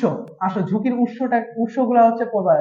ঝুঁকির উৎস মধ্যে ব্যবসা প্রতিষ্ঠানের ভিত্তিক যে ঝুঁকিটা উৎসটা, এটা দেখবা, এটা গুরুত্বপূর্ণ, এটা বেশি ভালো করে দেখবা। এটা হচ্ছে বেশি গুরুত্বপূর্ণ যে ব্যবসায়িক ঝুঁকি, আর্থিক ঝুঁকি, ব্যবসায়িক ঝুঁকি, আর্থিক ঝুঁকি, বিনিয়োগকারী দৃষ্টিকোণ থেকে যেটা, সেই ঝুঁকিটা, সুধারের ঝুঁকি, তারল্য ঝুঁকি, ঝুঁকিমুক্ত আয়, ঝুঁকি বহুল আয়, আয়, এই যে প্রত্যেকটা কিন্তু ব্যাখ্যা কতে ক্ষতে এগুলো অনেক আসে। আচ্ছা, তারপর আছে পঞ্চম অধ্যায়ে যে সূত্রগুলা এখানে দেওয়া আছে। আদর্শ বিচ্যুতি নির্ণয় করতে বলে রুট ওভার সামিশন আই হার মাইনাস হচ্ছে গড় হার ডিভাইডেড বাই হচ্ছে n-1, n-1। আর আই হার থেকে গড় হার হোল স্কোয়ার, তো অতীতে অর্জিত আই হার থেকে যে গড় হারের পার্থক্যের বর্গের সমষ্টি হচ্ছে আমাদের আই মাইনাস গড় হার।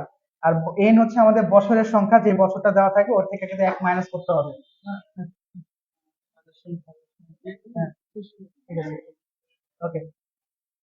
তো ঠিক আছে, তো এটা হচ্ছে আমাদের পঞ্চম অধ্যায়।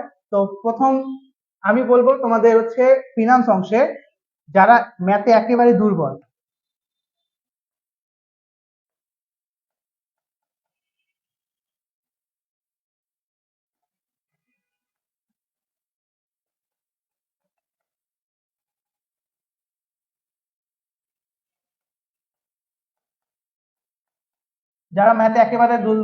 তাদের জন্য বলবো ফিনান্স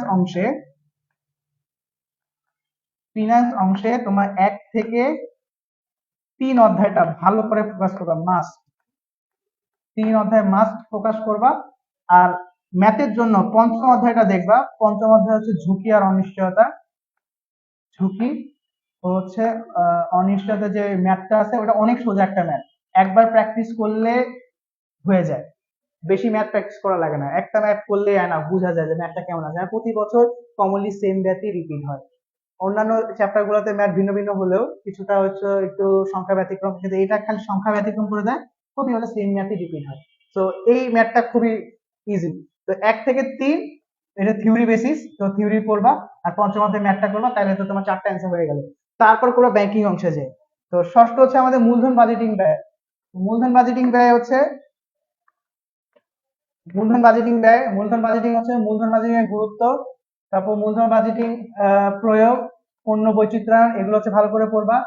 তারপর হচ্ছে তোমার যে সূত্রগুলা আছে সূত্রগুলা ভালো করে দেখবা। এখানে যে সূত্রগুলা আছে, মূলধন মূলধনে হচ্ছে আয় ব্যয় প্রাক্কলনে গড় মুনাফার কিভাবে নির্ণয় করে, তারপর হচ্ছে মিনিট মুনাফা কেমন নির্ণয় করে, গড় বিনিয়োগের সূত্র, তারপর বার্ষিক নগদ প্রবাহ সমান থাকলে। আমাদের পিবির কিন্তু 2টা সূত্র, একটা হচ্ছে বার্ষিক নগদ প্রবাহ যদি সমান থাকে একটা সূত্র, নগদ প্রবাহ ভিন্ন থাকে অসমান থাকে সেটা আরেকটা সূত্র। আবার নগদ আন্তঃপ্রবাহ কিন্তু এটা কিন্তু রেড কালার দিয়ে এই জন্য দেওয়া যে অনেকে কিন্তু নিট আন্তঃপ্রবাহ বের করতে পারে না। অনেকে প্রশ্নে ডাইরেক্টলি হচ্ছে নিট আন্তঃপ্রবাহ দেওয়া থাকে না। সেক্ষেত্রে কি করবা, ডাইরেক্টলি আগে হচ্ছে নগদ অন্তঃপ্রবাহ বের করার ক্ষেত্রে নিট মুনাফার সাথে অবচয়টা যোগ করে দিলে হচ্ছে নগদ আন্তঃপ্রবাহ পেয়ে যায়। নগদ অন্তঃপ্রবাহ ছাড়া কখনো তো তুমি এখানে বার্ষিক আন্তঃপ্রবাহ বসাতে পারবে না। তো বার্ষিক আন্তঃপ্রবাহের জন্য তো অবশ্যই তোমার নগদ প্রবাহটা লাগবে। কোশ্চেনে অনেক সময় ডাইরেক্টলি নগদ প্রবাহ আন্তঃপ্রবাহ দেওয়া থাকে না, সেক্ষেত্রে তুমি নিট মুনাফা অবচয় অবশ্যই দেওয়া থাকবে, ওই দুইটা যোগ করলে কিন্তু নগদ আন্তঃপ্রবাহ পেয়ে যাবে, এটা কঠিন কিছু না। ঠিক আছে, তো এটা হলো আমাদের ষষ্ঠ অধ্যায়। এটা গড় মুনাফা হার সিদ্ধান্ত নীতি, এই সিদ্ধান্ত নিতে বই আছে, ভালো করে দেখে নিবা। অষ্টম অধ্যায়, অষ্টম, এটা হচ্ছে আমাদের ব্যাংকিং অংশ। এখন আমরা যেটা দেখবো সেটা হচ্ছে ব্যাংকিং অংশ। ব্যাংকিং অংশ থেকে অষ্টম অধ্যায়, অষ্টম অধ্যায় থেকে অষ্টম প্লাস হচ্ছে নবম অধ্যায়, এখানে অষ্টম আর হচ্ছে এই যে নবম অধ্যায়, এটা থেকে একটা মিলে কোশ্চেন হয়, একটা কোশ্চেন হয়, এটা মিলে কিন্তু একটা কোশ্চেন হয়, এটা মিলে কিন্তু একটা কোশ্চেন হয়। তো এই দুইটাকে ফোকাস করবো বেশিরভাগ। 8 নম্বর অধ্যায় থেকে ক খ বেস কোশ্চেন হয়, গ ঘ আসে, আসে না তা না, গ ঘ কিন্তু আসে, কিন্তু ক খ বেস বেশি হয়। নবম অধ্যায় কিন্তু আবার নবম অধ্যায় কিন্তু গ আর ঘ হয় বেশি। ঠিক আছে, এই যে ব্যাংকিং এই যে শিরোনামগুলো দিছি, এগুলা বাদে আর কিছু দেখার দরকার নেই তোমাদের, এগুলো হচ্ছে এনাফ, এগুলো বছর প্রতি বছর আসে। এই যে ব্যবসায়িক ইতিহাস ও ক্রমবিকাশ, এটা এমসিকিউর জন্য অত্যন্ত গুরুত্বপূর্ণ। আর ব্যাংকের উৎপত্তির নামটা, এই যে বানানগুলা, বানানগুলাতে ফোকাস করবা। এই বানানগুলা দেওয়ার কারণ হচ্ছে এখানে, এগুলো দেওয়ার কারণ হচ্ছে বানানগুলাতে ফোকাস করবা। বানান যদি ফোকাস না করো তাহলে অবশ্যই হচ্ছে পরবর্তীতে ভোগ করতে হবে তোমাকে। ঠিক আছে, এটা এটা গেল। তারপর হচ্ছে আহ তারপর নবম অধ্যায় শেষ আমাদের, নবম অধ্যায় এগুলা। এ,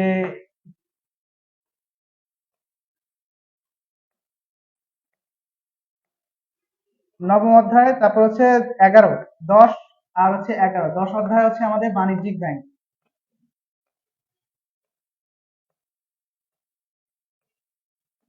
এই যে 10 অধ্যায় হচ্ছে আমাদের বাণিজ্যিক ব্যাংক। বাণিজ্যিক ব্যাংকের সবসময় বাণিজ্যিক ব্যাংক কি, বাণিজ্যিক ব্যাংকের উদ্দেশ্যগুলা, এই যে প্রত্যেকটা উদ্দেশ্য আছে, উদ্দেশ্যগুলো ইন্ডিকেট করে দেওয়া আছে। মূলধন, তারপর বিনিয়োগ, জনকল্যাণ, ঋণ নিয়ন্ত্রণ, পরিকল্পনা প্রণয়ন, সম্পদের সুস্থ ব্যবহার, তারপর হচ্ছে আহ পরিকল্পনা প্রণয়ন বাস্তবায়ন, কর্মসংস্থান সৃষ্টি, এই প্রত্যেকটা কিন্তু গুরুত্বপূর্ণ। তারপর আছে হচ্ছে তোমার বাণিজ্য ব্যাংকের কার্যাবলী, কার্যাবলী যে প্রধান কার্যাবলী আছে, প্রধান কি কি, ঋণ মঞ্জুর, সুদ গ্রহণ, নোট ইস্যু, ঋণ আমানত সৃষ্টি কিভাবে করে, আমানত রপ্তানি সাহায্য, সরকারের কোষাগার হিসেবে কেমনে কাজ করে। আচ্ছা, বাণিজ্যিক ব্যাংক ঋণ নিয়ন্ত্রণ নিয়ে কাজ করে থাকে। বাণিজ্য ব্যাংক আয় কি কি উৎস থাকে, ঋণের সুদ থাকে।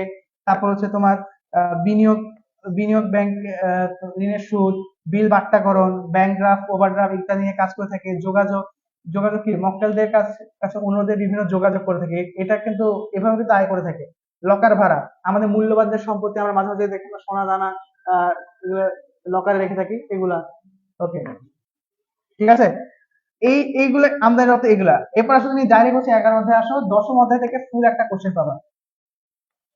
দশম অধ্যায় থেকে ফুল একটা কোশ্চেন পাবা, দশম অধ্যায় থেকে ফুল একটা কোশ্চেন পাবা।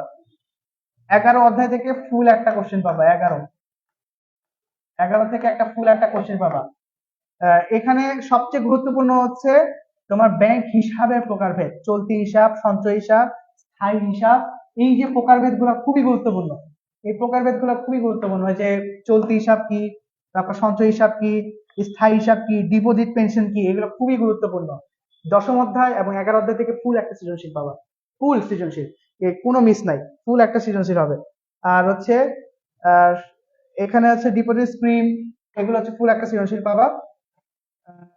আর আছে তোমার হচ্ছে ব্যাংক হিসাব খোলার ক্ষেত্রে গ্রাহকের বিবেচ্য বিষয়, কিসের বিবেচনায় তুমি একটা ব্যাংকের হিসাব খুলে থাকবা, ওই বিষয়গুলো তোমাকে হচ্ছে এখানে এখানে হচ্ছে কোশ্চেন আসে। যে মনে করো উদ্দীপকে দেওয়া আছে মিস্টার আরিফ একটি ব্যাংকে হিসাব খুলতে চায়, তো গতে বলে দিবে কোনটি বিবেচনায় তোমাকে একজন আরিফ ব্যাংক হিসাবটি খুলতে পারে। তো এই সব বিবেচনা করে খেললে ব্যাংকের অবস্থান, তোমার বাসা কাছাকাছি যে ব্যাংকটা আছে সেটা অনুযায়ী তো ব্যাংক হিসাব খুলবা। দক্ষতা, ব্যাংক যদি ভালো মতো কাজ মতো না করে, তুমি গেছো, তোমাকে ঘন্টার পর ঘন্টায় বসেই রাখছে, ঠিক মতো কাজ করায় না, তাহলে অবশ্যই এই জিনিসটা খারাপ দেখা যায়। তারপর বহুমুখী সেবা, ব্যাংক শুধু তোমাকে হিসাবে টাকা রাখার জন্য সুবিধা দিচ্ছে না, আরো বিভিন্ন ধরনের সুবিধা দিচ্ছে, ক্রেডিট কার্ডের সুবিধা দিচ্ছে, ডেবিট কার্ডের সুবিধা দিচ্ছে, বা হচ্ছে তোমাকে অর্থ লেনদেনের ক্ষেত্রে ফ্রি চার্জ দিচ্ছে। এই যে অন্যান্য যে সুবিধা, বহুমুখী যে সুবিধাগুলো আছে, এই সুবিধাগুলা, এইগুলোর উপর ভিত্তি করে ব্যাংকে সাধারণত অ্যাকাউন্ট খোলা হয়। তারপর শাখা, তারপর ব্যাংকের সুনাম। অবশ্যই তুমি নতুন একটা ব্যাংক খুলছো, ওইখানে তুমি টাকা রাখতে ভরসা পাবা না, কারণ ব্যাংক থেকে টাকা তোমার চুরি হয়ে যেতে পারে। কিন্তু সরকারি ব্যাংকে তুমি টাকা রাখতে ভরসা পাবা, কারণ সেটা সরকারি ব্যাংক, তোমার টাকা কিন্তু কোথাও যাচ্ছে না, সরকারের কাছে থাকছে। তো সরকারি ব্যাংকে দেউলিয়া হইলেও সরকার কখনো দেউলিয়া হয় না, এই জন্য সরকারি ব্যাংক কখনো দেউলিয়া হবে না। ওকে, এবার আসেন, অতালিকাভুক্ত ব্যাংক থেকে ব্যাংকের চেয়ে তালিকাভুক্ত ব্যাংক সবার নিকট নিরাপদ হিসাবে বিবেচিত। আচ্ছা, ব্যাংক হিসাব বন্ধ করার পদ্ধতি, এইটা গুরুত্বপূর্ণ। কেমনি একটা ব্যাংক হিসাব বন্ধ করবা? ব্যাংক হিসাব বন্ধ করার গ্রাহক হিসাব অনুরোধ করতে হবে, আবার ব্যবহৃত চেক, পাসবই, ডেবিট কার্ড ইত্যাদি ফেরত দিতে হবে। কোনো প্রকার ঋণ না থাকলে গ্রাহকের অনুরোধের প্রেক্ষিতে হিসাবটি বন্ধ করে দেওয়া যায়। এটা নর্মাল সেন্স, এটা পারবা।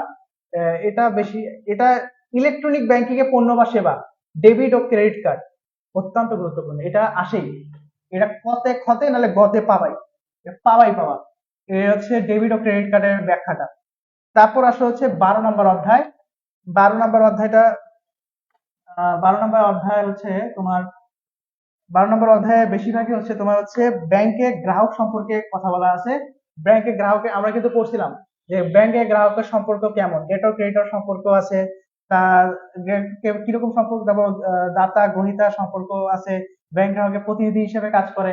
তো গ্রাহকের, ব্যাংক ও তার গ্রাহকের মধ্যে ডেটর ক্রেডিটর সম্পর্ক বিদ্যমান। গ্রাহক যখন ব্যাংকের কাছে টাকা জমা দেয়, এখন তখন ব্যাংক ডেটর আর ব্যাংক গ্রাহক ক্রেডিটর। আমরা কিন্তু পড়ছিলাম, এমসিকিউতে একটা দেখছিলাম, মনে পড়ে? এমসিকিউতে আমরা একটা দেখছিলাম, এগুলো কিন্তু দেখছিলাম। তো এইগুলো হচ্ছে খুবই গুরুত্বপূর্ণ, এগুলো হচ্ছে পড়বা, এগুলো হচ্ছে গুরুত্বপূর্ণ গ্রাহকের কাছে। দাগ কাটা চেক, তারপরে সবচেয়ে গুরুত্বপূর্ণ হচ্ছে গ্রাহকের প্রতি দায়িত্ব, আর হচ্ছে চেক হস্তান্তর, চেক বিষয়ে যেগুলো আছে সেগুলা। চেক গুলা, বাহক চেক, বাহক চেক, বাহক চেক কোনগুলা, হুকুম চেক কোনগুলা, দাগ কাটা চেক কোনগুলা। আমি বলছিলাম না এরকম একটা চেক, চেকে যদি উপরে দুইটা দাগ কাটা থাকে বাম পাশে, উপরের বাম পাশে, সেটা হবে দাগ কাটা চেক হয়ে যাবে। আর যদি কারোর নাম মেনশন করা থাকে, মনে করা হচ্ছে যে চেকের অর্থ নির্দিষ্ট ব্যক্তি ব্যতীত অন্য কেউ উত্তোলন করতে পারবে না, সেটা হচ্ছে হুকুম চেক। আর বাহক চেক হচ্ছে যে কেউ উত্তোলন করতে পারবে, এবং যে ওই চেকটা উপস্থাপন করা মাত্রই যে কেউ, যে কাউকে ব্যাংক টাকা দিতে বাধ্য, সেটা হচ্ছে বাহক চেক। আর হুকুম চেক কি? নির্দিষ্ট ব্যক্তির নাম ব্যতীত অন্য কেউ উত্তোলন করতে পারবে না। আর দাগ কাটা চেক কি? হুকুম চেকের থেকে একটু বেশি নিশ্চয়তা পাওয়ার জন্য এটা হয়ে থাকে। যে যদি হুকুম দাগ কাটা চেক কেমনে বুঝবা? যদি তোমার উপরে ডান পাশ বাম পাশে একটা বড় চেক থাকে, তাহলে ওটা হচ্ছে দাগ কাটা চেক। তো দাগ কাটা চেকে একটা সুবিধা কি, এটা অ্যাকাউন্টে টাকা ট্রান্সফার হয়, তোমার হাতে টাকা দিবে না, এক ওই যে ব্যক্তির নামে তুমি বলছো ওই অ্যাকাউন্টে টাকা ট্রান্সফার হবে। তো অ্যাকাউন্টে টাকা ট্রান্সফার হলে জিনিসটা আরো বেশি সেফ থাকে। তো তার চুরি হওয়ার সম্ভাবনা নাই, তার হচ্ছে চিন্তায় হওয়ার সম্ভাবনা নাই, এটা একটু অতিরিক্ত সেফ, সেফ। ওকে, তারপর হচ্ছে তোমার লাস্ট, লাস্ট হচ্ছে 13 নম্বর অধ্যায়, কেন্দ্রীয় ব্যাংক। কেন্দ্রীয় ব্যাংক, কেন্দ্রীয় ব্যাংক, কেন্দ্রীয় ব্যাংকের উদ্দেশ্য, এই কয়টা গুলো পড়লে এনাফ, আর কিছু লাগছে না। এগুলো পড়লে হচ্ছে এনাফ, তোমার গঠন ব্যবস্থাপনা এমসিকিউ। আর কেন্দ্রীয় ব্যাংক থেকে একটা ফুল কোশ্চেন পাবা, ফুল কোশ্চেন পাবা। এইটাই হচ্ছে আমাদের বর্তমানে, এভাবে করে প্রিপারেশন নাও, আর হচ্ছে টেনশন নেওয়ার দরকার নাই। ইনশাল্লাহ ভালো পরীক্ষা দিবা, আর কোনো টেনশন করো না। আর থিওরি বেসড যারা, তারা হচ্ছে করো। তো অফ করে দেন। ঠিক আছে, আল্লাহ হাফেজ, সবাইকে ভালো থেকো, ঠিক মতো পরীক্ষা দিয়ে, পরীক্ষা অংশগ্রহণ করো। আল্লাহ হাফেজ।